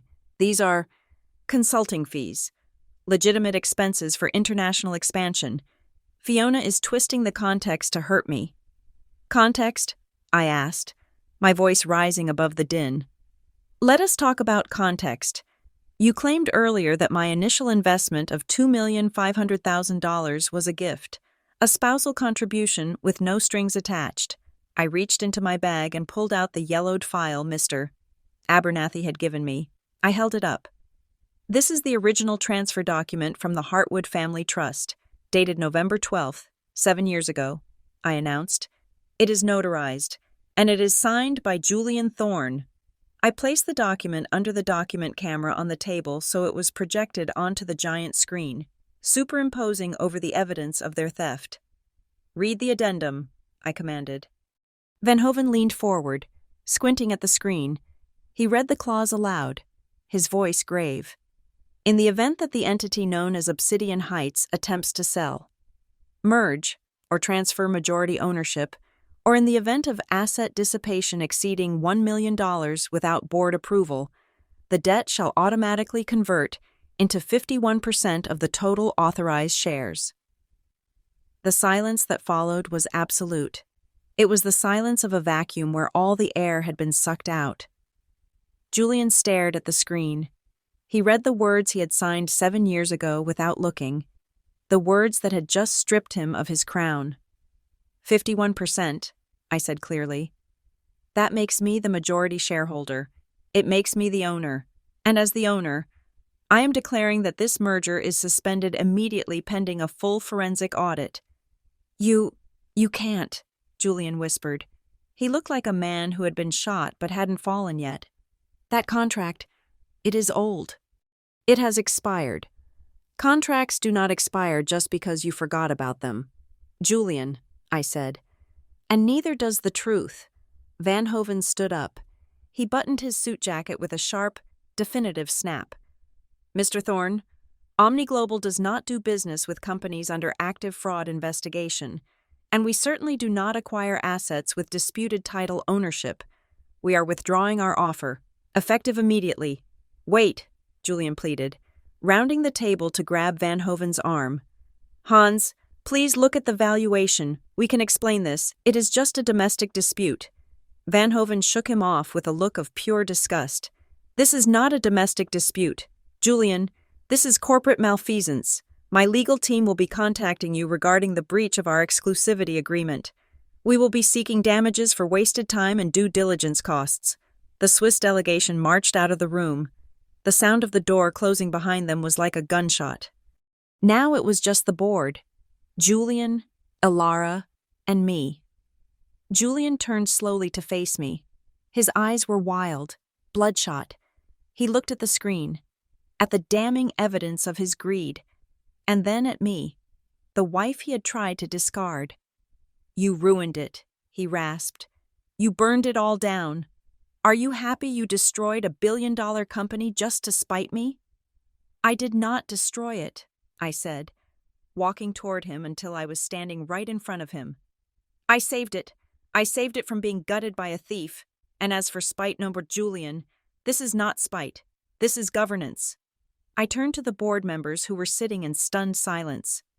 Gentlemen, and Ms. Harrington, you have seen the evidence. You have seen the contract. You know that I hold the controlling vote. But I am not going to force your hand. I want this to be recorded in the minutes. I looked at Marcus Sterling, who gave me a subtle, approving nod. I moved to remove Julian Thorne as CEO immediately for cause, specifically gross embezzlement and breach of fiduciary duty, I said, and I moved to terminate Alara Vance's employment for conspiracy to commit fraud. Seconded, Marcus said, his voice ringing out clear and strong. All in favor? I asked. Marcus raised his hand, then the woman next to him, then, slowly, Harrington, seeing which way the wind was blowing, raised his hand, one by one. Every hand in the room went up, except for Julian's. Motion carries, I said. I looked at Julian. Get out of my chair. Fiona, he started, his voice cracking. Please, think about what you are doing. The press. The scandal. The scandal is already here, I said. Miller. Miller stepped forward. Sir, I need to ask you to hand over your badge and your company phone. Now. Julian looked at the security guard, then at Alara, who was weeping silently into her hands. He looked at the empty chair at the head of the table. The reality finally hit him. It wasn't a nightmare. It was over. He reached into his pocket and slammed his badge onto the table. He threw his phone down next to it. You think you can run this place? Julian spat at me, his venom returning for one last strike. You are nothing but a designer. You don't know how to lead. You will bankrupt this company in a month. Maybe, I said coolly. Or maybe I will build something that actually stands up, because it is not made of lies. Get out, Julian, before I call the police and have you dragged out. Miller placed a hand on Julian's shoulder. Julian flinched, shook it off, and straightened his jacket. He tried to muster some shred of dignity, but as he walked toward the door, he looked smaller, shrunken. Alara scrambled to follow him, clutching her purse. Julian, wait, what about me? What about the accounts? He didn't even look back at her. He just kept walking. When the doors closed, the silence in the room was heavy, but it wasn't oppressive anymore. It was the silence after a storm passes. I walked to the head of the table. I looked at the black leather chair where Julian had sat for 7 years. I touched the back of it. It was still warm. I sat down. I looked out at the board members. They were watching me, waiting. They were scared, uncertain. They needed a leader. We have a lot of work to do, I said, my voice steady and authoritative. First, we call the SEC, then, we call the fire safety inspectors for the Aurora Summit. It is going to be a long night. Let us order some coffee. I opened a new file on my laptop. It was the restructuring plan. The king was dead. Long live the architect. The heavy oak doors had barely begun to close behind the Omni Global delegation when Julian snapped. The reality of his expulsion cracked through his shock, replacing it with a frantic, cornered animal desperation. He did not leave. Instead, he shoved Miller's hand off his shoulder with a violence that sent the security guard stepping back. Startled, Julian spun around. His face flushed a deep, blotchy crimson, his eyes darting between the board members like a man looking for a weapon. No! Julian screamed, the sound tearing through the sterile silence of the boardroom. He slammed his fists onto the polished walnut table, shaking the water glasses. I will not accept this. This is a coup. That document she showed you, that contract, it is a forgery. It is a fake. He pointed a trembling finger at me, his other hand raking through his perfectly styled hair, ruining it. She is lying. She fabricated that addendum. She hacked the server and planted false records. You are going to throw away a $1 billion deal based on the Photoshop skills of a bitter ex-wife. Are you all insane? The board members shifted in their seats, exchanging uneasy glances. The seed of doubt, however small, was what Julian was counting on. He was a salesman, after all. He knew that if he could just keep talking, if he could just create enough noise, he might be able to delay the execution. I demand an independent forensic audit of that hard drive, Julian shouted, his voice cracking. I demand a handwriting analysis of that signature. I am the CEO of this company, and I will not be removed by a decorator with a vendetta. I sat perfectly still, my hands clasped on the table in front of me. I watched him unravel with a cold, detached curiosity. He was fighting for his life, but he was bringing a knife to a nuclear war. I hadn't just brought the financial records, I had brought the body count. You want an audit, Julian? I asked, my voice low but carrying an absolute authority that cut through his screaming. We can do an audit, but we won't just be auditing the bank accounts. We will be auditing the construction sites. Julian froze. His mouth stayed open, but the words died in his throat. You said I fabricated the financial theft, I continued, standing up again and walking slowly toward the screen. You can argue about money. Money is abstract. Numbers on a screen can be debated, but you cannot debate physics, and you cannot debate the chemical composition of the cladding you installed on our buildings. I turned to the laptop. Mr. Sterling, you asked earlier why I moved to terminate them for cause. Embezzlement is a white-collar crime. It gets you a few years in a minimum security prison, but what Julian and Alara have done goes beyond theft. It is depraved indifference to human life. I pressed a key. The financial flowchart vanished. In its place, a new header appeared, Material Substitution Safety Violations Project Aurora, Project Westside, Project Hudson. 3 projects, I said, looking directly at the board. The Aurora Summit, the Westside Lofts, and the Hudson View. 3 of our most prestigious residential developments, $15 million. A gasp went through the room. That is the amount of money Julian and Alara saved by secretly swapping out the specified Class A fire-retardant panels for cheap combustible polyethylene composites, I explained, letting the horror of the statement sink in. They didn't just steal money from the company. They turned 3 high-rise buildings into potential towering infernos to pocket the difference. That is a lie, Julian shrieked, though his voice was thinner now, laced with terror. We used standard materials. Everything was code compliant. Was it? I asked. I clicked the mouse. A video file opened on the massive screen. The footage was grainy, stamped with a time and date from 3 months ago. It was a wide-angle shot from a security camera mounted high in the rafters of a warehouse. I recognized the location immediately, the Central Logistics Depot in New Jersey. This is footage from a camera that was installed to monitor inventory theft by employees, I said. I do not think Julian knew it existed, but the building management system did. On the screen, a black SUV pulled into the warehouse bay. Alara stepped out. She wasn't wearing her boardroom heels. She was in sneakers and a trench coat. Looking over her shoulder nervously, a forklift driver approached her with a clipboard and a pallet of materials wrapped in blue plastic. The camera zoomed in digitally. The resolution was clear enough to read the labels on the boxes. EcoCore Standard, Flammable, Do not use above 40 feet. Alara exchanged a few words with the foreman. She laughed. Then, she took the pen. Watch closely, I said. On the screen? Alara signed the manifest. Then, she reached into her bag and pulled out a stack of stickers. The video showed her peeling the warning labels off the boxes and slapping new, counterfeit labels on top of them. Labels that read, Class A Certified. The boardroom was dead silent. I could hear the hum of the projector fan. This is not a forgery, I said, my voice hard as iron. This is Alara Vance, the COO, personally falsifying safety certifications to hide the fact that she was accepting illegal materials. Materials that, according to the invoices I have, cost $15 million less than what we billed the investors for. I turned to face Alara. She was white as a sheet, pressing herself against the wall as if trying to merge with it. $15 million, I repeated. That is the exact amount that was transferred to the Nexus Shell account the week after this video was taken. Julian was shaking his head, backing away. I didn't know she did that. She handled operations. I just signed the checks.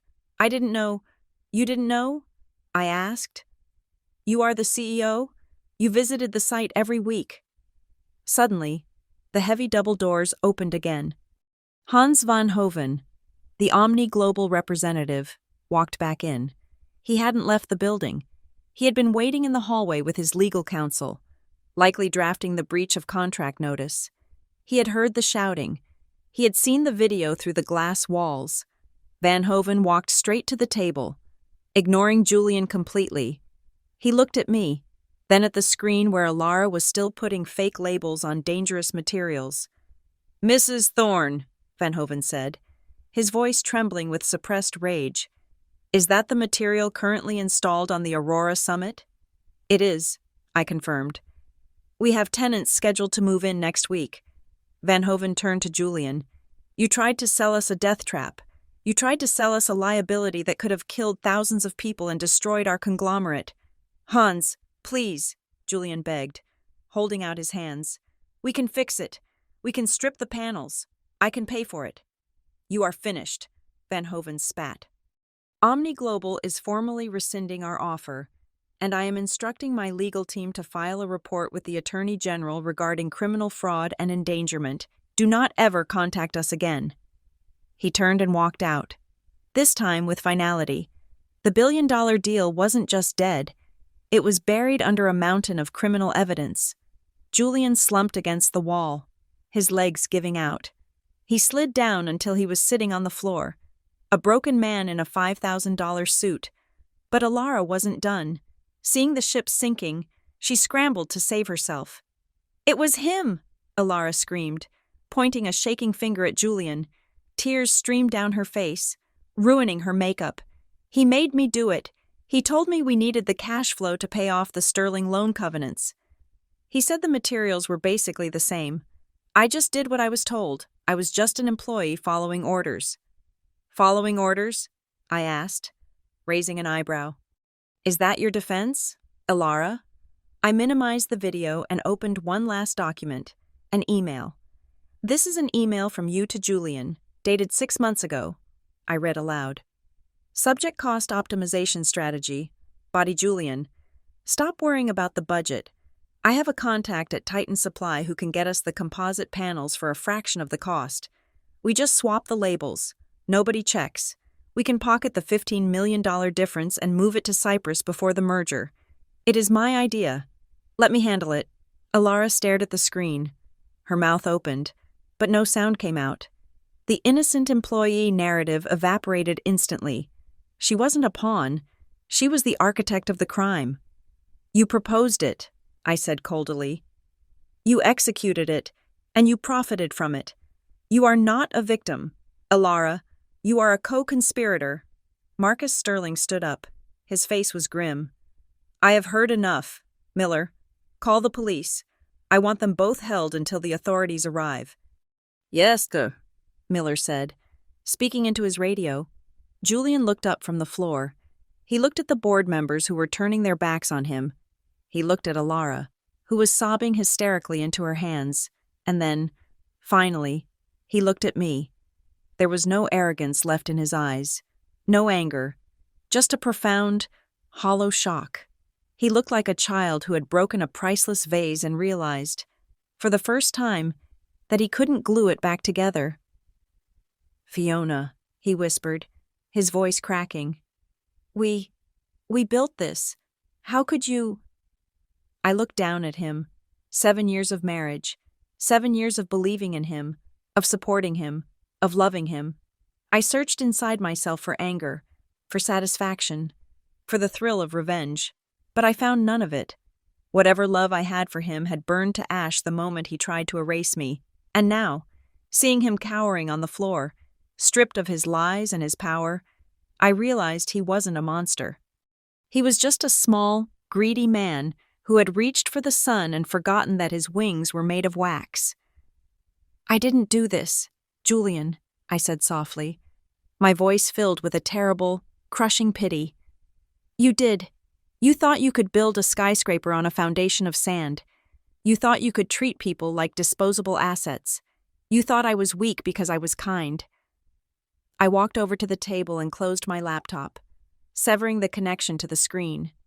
The image of their crime faded to black. "You underestimated me," I said, looking him in the eye. "And that was the most expensive mistake of your life." I turned my back on him. I didn't need to watch the police drag him out. I didn't need to see the handcuffs. The man I had married was gone long ago. All that was left was a cautionary tale. "Mr. Sterling," I said, addressing the board as if the weeping figures in the corner didn't exist. "We have a press release to draft, and we have 3 buildings to strip and rebuild. Let's get to work." The silence in the boardroom following my revelation was not the peaceful quiet of a library, but the suffocating pressure of a submarine diving too deep. Julian sat on the floor, a crumpled heap of expensive Italian wool and shattered ego. Alara wept into her hands. The sound jagged and pathetic against the low hum of the air conditioning. The board members looked at me with a mixture of awe and terror, realizing that the woman they had dismissed as a decorator had just detonated their reality. Then, the doors opened. I had timed it perfectly. When I sent the dossier to the board members, I had carbon copied the New York field office of the FBI and the Securities and Exchange Commission. I knew that allegations of this magnitude wire fraud, international money laundering, and mass endangerment of life would not be met with a slow bureaucratic response. They would be met with immediate action. 6 agents entered the room. They wore navy blue windbreakers with yellow lettering that screamed authority. They did not look like the corporate security guards Julian was used to bullying. They looked like the end of the line. "Julian Thorne," the lead agent asked. He did not shout. He did not need to. Julian looked up. His face was the color of old ash. He tried to stand, bracing himself against the walnut table that had been his throne for 7 years. But his legs were unsteady. I can explain. It is a misunderstanding. My legal counsel." "You have the right to remain silent," the agent said, pulling a pair of metal handcuffs from his belt. The sound of the ratchet tightening around Julian's wrists was louder than any scream. "Anything you say can and will be used against you in a court of law." Julian looked at me as the cold steel bit into his skin. His eyes were wide, filled with a childlike confusion, as if he still could not comprehend that the rules of the universe applied to him. "Fiona," he whispered. "Fiona, tell them I am the CEO. They cannot do this." I stood perfectly still, my hands resting on the cool surface of the table. "You are not the CEO. Julian, the board just removed you. You are just a suspect now." They moved to Alara next. She did not go quietly. As the female agent approached her, Alara scrambled backward, knocking over a pitcher of water. No, I am a witness. I am cooperating. Look at the email. He made me do it." "You can discuss that with the district attorney," the agent said, cuffing her efficiently. I watched them lead my husband and his mistress out of the room. I did not follow them. I did not need to see them shoved into the back of a squad car. I walked to the floor-to-ceiling window and looked down at the street 40 stories below. Flashing blue and red lights cut through the Manhattan dusk. A crowd had gathered. Cameras were already flashing. The empire Julian thought he built was crumbling, and the world was watching it fall. By the next morning, Obsidian Heights was the lead story on every financial news network from Tokyo to London. The headlines were brutal: billion-dollar fraud, the towering inferno scheme, CEO and COO arrested in midnight raid. I sat in the temporary command center we had set up in the main conference room. The atmosphere was chaotic. Phones were ringing incessantly. Staff members were crying in the break room, terrified for their jobs. "The stock is in free fall." "Fiona," Marcus Sterling said, pacing behind me. He held a tablet showing the market ticker. "We opened at $80 a share. We are trading at 12. We have lost 60% of our market capitalization in 4 hours. If this continues, the New York Stock Exchange will halt trading, and we will be delisted." "Let it fall," I said calmly, sipping black coffee. "The market is reacting to the lie. We need to give them the truth. The truth, Marcus asked, exasperated. The truth is that our flagship building is wrapped in kindling and our former CEO stole $9 million. The truth is killing us. No, Marcus, I corrected him. The cover-up killed us. The cleanup will save us. I checked the time. Is the press ready? They are in the lobby. Miller, my head of security, confirmed. Pack of wolves, CNN, Fox, Bloomberg, they all want blood. Good, I said, standing up and smoothing my blazer. Let us go feed them. I walked down to the lobby, the space that Alara had tried to sterilize with cold. Abstract art was now packed with reporters. The noise was deafening, a wall of shouting and camera shutters. When I stepped onto the podium, the noise crested and then, slowly, began to recede. They were expecting a lawyer. They were expecting a deflection. Instead, they got me. I adjusted the microphone. I did not have notes. I did not have a teleprompter. I spoke from the gut. My name is Fiona Hartwood, I began, my voice steady and clear. I am the majority shareholder and acting chairwoman of Obsidian Heights. Yesterday, I uncovered evidence of systemic fraud and safety violations committed by the former executive leadership. I was the one who called the authorities. A murmur went through the crowd. They hadn't known that. They thought I was part of the scandal. I know you have questions about the stock price, I continued. I know you have questions about the merger, but the only question that matters right now is the safety of our residents. I looked directly into the camera lens, addressing the thousands of people living in Obsidian buildings. We have confirmed that the cladding on the Aurora Summit, the Westside Lofts, and the Hudson View projects does not meet our safety standards. It was installed to save money. That decision was criminal, and those responsible are currently in federal custody. Mrs. Thorne? A reporter from the Times shouted. Are you declaring bankruptcy? How can the company afford to replace the cladding on 3 skyscrapers? The cost is estimated at $50 million. Obsidian Heights doesn't have the liquidity.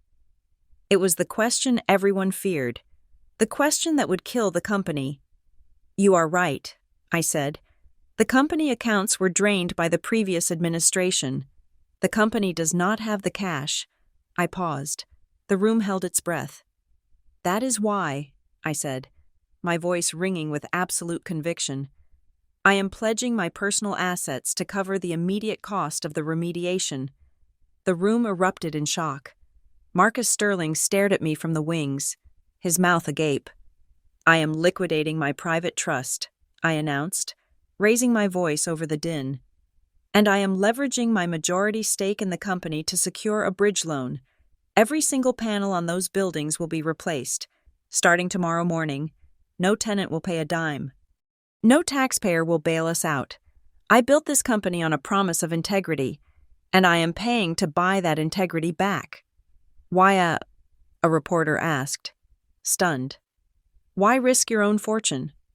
Because my name is on the building, I said simply, and in my family, that means something. I walked off the stage. The silence lasted for 3 seconds, and then something rare happened. The reporters didn't shout questions. A few of them actually nodded. By the time I got back to the 40th floor, the stock ticker had stopped bleeding. It wasn't rising yet, but it had stabilized. The narrative had shifted. It wasn't a story about a corrupt company anymore. It was a story about a woman cleaning up a mess she didn't make. That night, I was working late in Julian's old office, my office now. I had stripped the walls of his pretentious art and brought back my drafting table. The room smelled of fresh coffee and blueprints.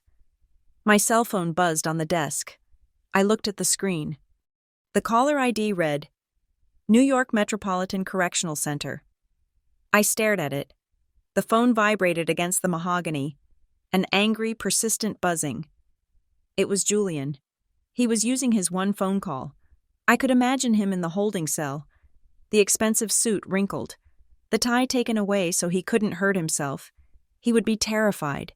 He would be calling to beg.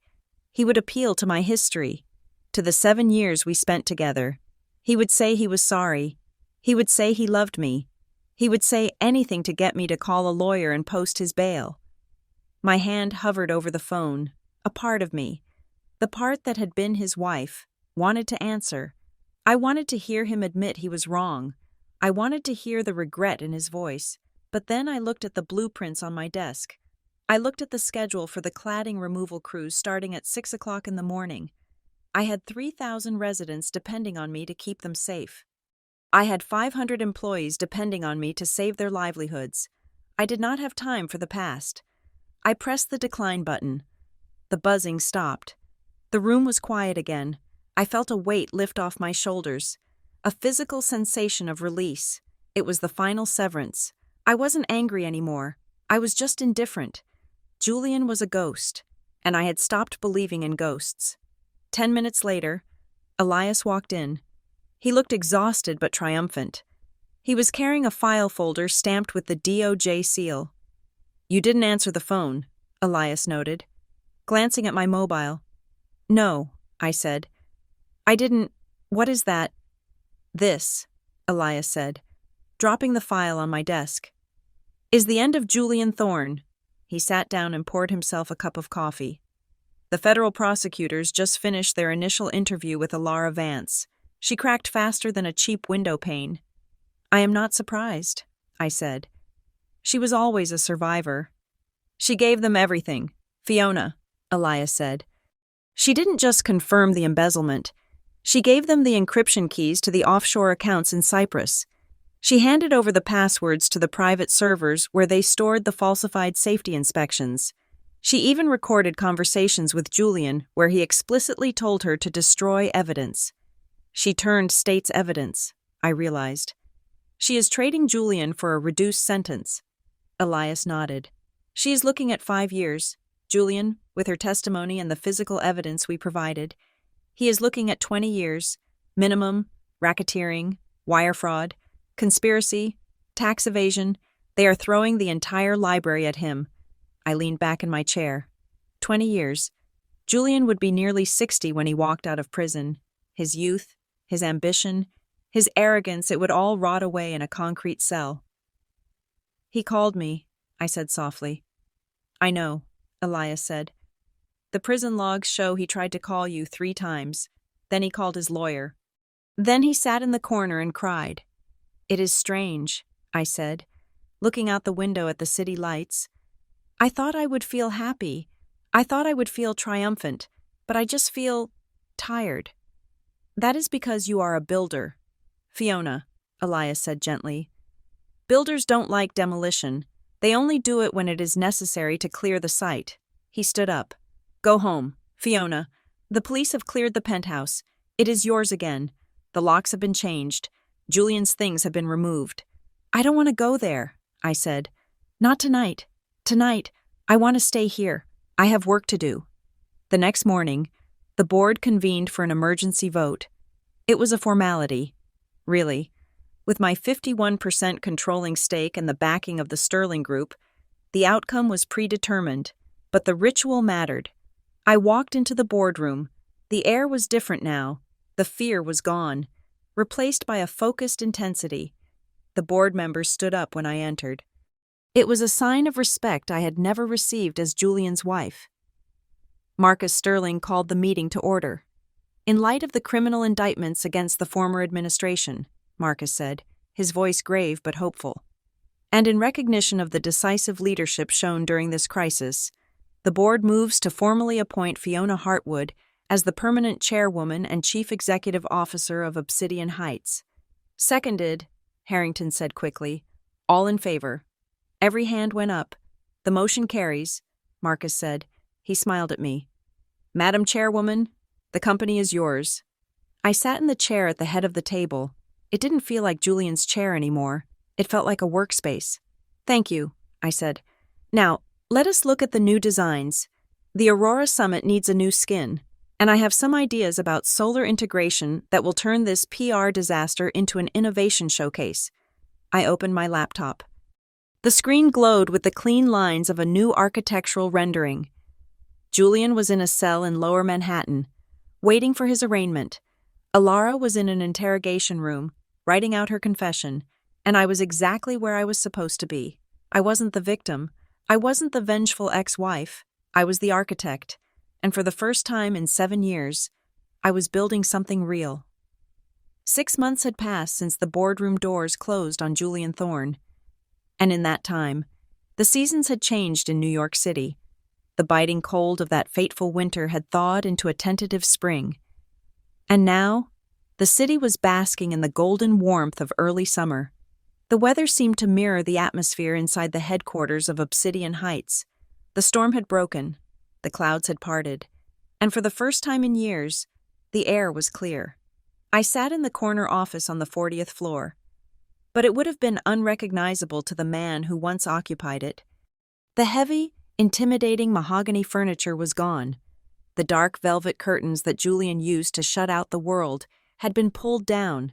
In their place, I had installed floor-to-ceiling smart glass that adjusted its tint with the sun, flooding the room with natural light.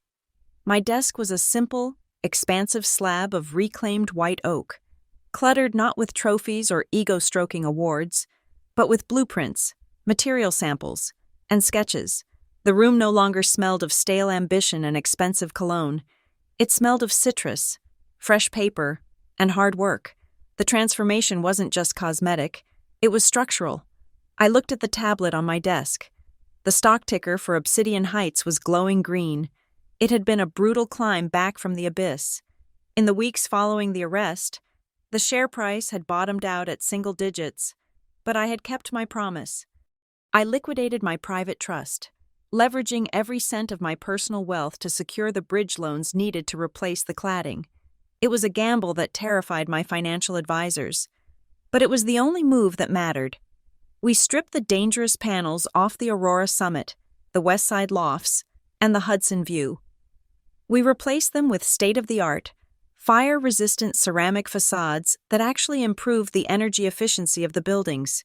We didn't just fix the mistake, we upgraded the standard, and the market noticed. The headlines shifted from "the fraud of the century" to "the green turnaround." We were no longer the pariahs of the real estate world. We were the pioneers of the new, transparent construction movement. A soft chime from my computer drew my attention to a news alert. It was the notification I had been expecting all morning. Breaking news sentencing handed down in Obsidian Heights fraud case. I clicked the link, my hand steady on the mouse. The article was brief, efficient, and final.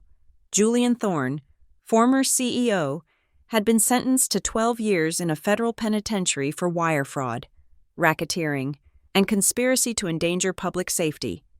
The judge had been particularly harsh, citing his complete lack of remorse and the calculated nature of the cladding swap. Below his name was Alara Vance. Her cooperation had bought her leniency, but not freedom. She received 5 years, 12 years, 5 years. I leaned back in my chair, staring at the numbers. 12 years meant Julian would be nearly 60 when he walked free, the prime of his life. The decades he was so desperate to fill with wealth and adulation would be spent in a 6x8 concrete box. I tried to find a sense of vindication in my chest, a surge of triumph, but it wasn't there. There was only a quiet, somber sense of closure. It was like finishing a long, difficult book and finally placing it on the shelf. The story was done. The characters had met their fates. It was time to start a new volume. I stood up and walked to the window. The city sprawled out below me, a grid of endless possibility. I needed air. I needed to step out of the tower and touch the ground. "Miller," I said into the intercom, "I am going out for a few hours. Cancel my afternoon meetings." "Understood, Ms. Hartwood," Miller replied, his tone warm and respectful. "Do you need the car?" "No," I said. "I think I will drive myself today." I took my old convertible, the one Julian had always hated because it was too windy, and drove out of Manhattan. I crossed the bridge, the tires humming against the asphalt, leaving the gleaming skyscrapers behind. I found myself navigating the streets of Queens, instinctively turning down familiar roads until I pulled up to a curb in a quiet, industrial neighborhood. It was a modest 4-story building, brick and glass, with a small garden on the roof. It was the very first project Julian and I had built together, 7 years ago. Back then, we didn't have a billion-dollar valuation. We didn't have a board of directors. We just had my inheritance, his charm, and a shared dream. I got out of the car and looked up at the facade. It had aged well. The brick had settled into a warm, inviting color. I saw a young couple walking out of the front door, pushing a stroller, laughing at something on their phones. They looked happy. They looked safe. I realized then that this building was the only honest thing Julian and I had ever created. It was built before the greed took over, before the shortcuts, before Alara. It was a monument to what could have been. "You are staring at the brickwork again," a voice said from behind me. I turned around. Elias was standing there, holding 2 paper cups of coffee. He was wearing a casual blazer over a t-shirt, looking less like a ruthless forensic accountant and more like the college friend I used to study with in the library until 3 in the morning. "Old habits?" I smiled, taking the cup he offered. "How did you know I would be here?" "It is sentencing day," Elias said, leaning against the hood of my car. "I figured you wouldn't want to be in the office, and I know this is where it started. 12 years, Elias," I said, looking into the dark liquid in my cup. "It seems like a lifetime." "It is a lifetime for a man like Julian," Elias replied. "But for you, it is just the past. The tuition fee for the masterclass you just graduated from." "That is an expensive tuition," I noted wryly. $2,500,000 and a broken heart." "You got the money back," Elias reminded me. "The court ordered full restitution from his seized assets. And as for the heart, well, hearts are like muscles. They get stronger when you tear them a little." I looked at him. In the last 6 months, Elias had become my anchor. He had formally joined Obsidian Heights as the new chief financial officer. He was the one who navigated the audit, who calmed the investors, who stayed late with me night after night as we rebuilt the company's reputation brick by brick. He never pushed, never overstepped. He just stood beside me, solid and real, the antithesis of the illusion Julian had been. "I don't regret it," I said, surprising myself with the truth of the words. "I don't regret meeting Julian. I don't even regret the marriage." "No?" Elias asked, raising an eyebrow. "No," I shook my head. "If I hadn't married him, I would still be the quiet girl in the background. I would still be letting other people take credit for my work. I would be designing libraries and hiding in my sketchbook. Julian forced me to step into the light.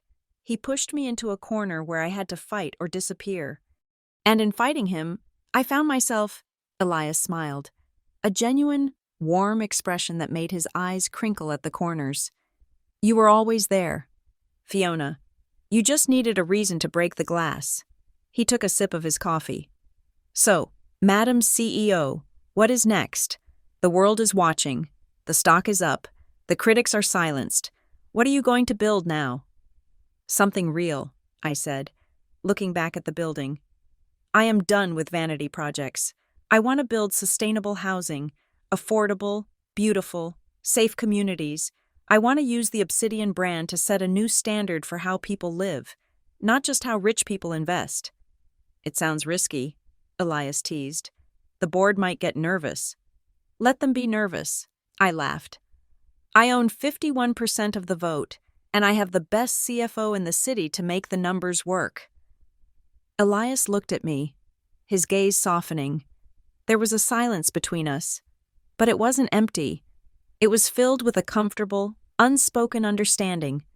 It was the promise of something that wasn't a whirlwind romance or a transactional partnership. It was respect. It was friendship catching fire. Slow and steady.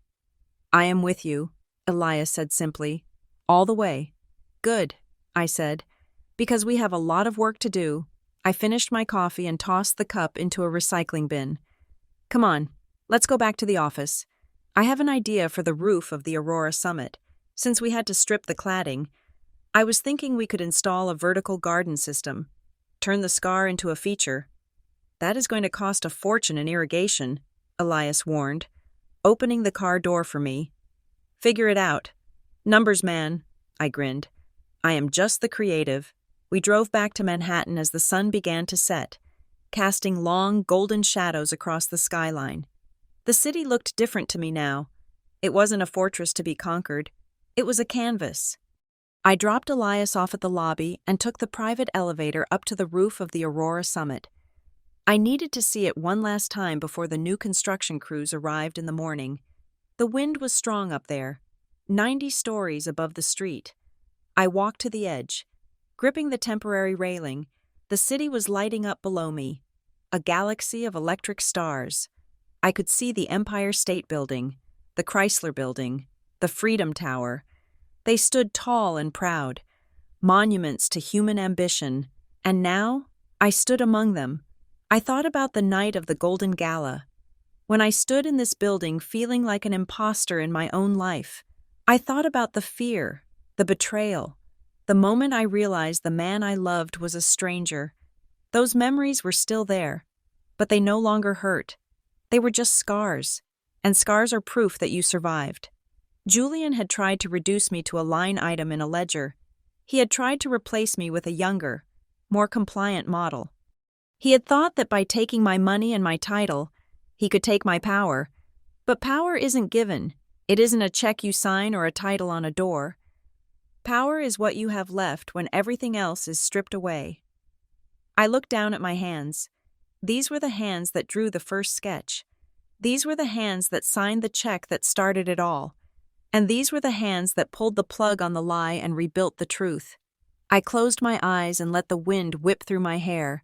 I felt light. I felt free. They took my money, I whispered to the wind. They took my trust. They took my past. But they forgot one thing. I opened my eyes and looked at the horizon, where the last light of the day was bleeding into the indigo night. They forgot that I'm a builder, and a builder does not fear the ruin. A builder looks at a pile of ashes and sees the foundation for a castle. I turned away from the edge and walked back toward the elevator. My heels clicked against the concrete, a steady, rhythmic sound like a heartbeat. The future was waiting. The blueprints were ready. And this time, I wasn't building for a husband, or a legacy, or a board of directors. I was building for myself. My husband took my $2,500,000 inheritance and tried to replace me. But in the end, all he did was clear the site for the woman I was always meant to be. Thank you so much for listening to this story of betrayal, resilience, and ultimate justice. It has been a journey walking in Fiona's shoes, and I hope her strength has inspired you as much as it inspired me. I would love to know where you are tuning in from today. Are you listening from a busy city like New York, a quiet countryside, or somewhere halfway across the world? Please leave a comment below and let me know. Let's get a conversation started. If you enjoyed this story, please make sure to subscribe to the channel Scarlet Revenge Stories. Hit that like button to show your support. And don't forget to press the hype button so this story can be recommended to even more people. Your support means the world to us and helps us bring more powerful stories like this to life. Until next time, stay strong and keep building your truth.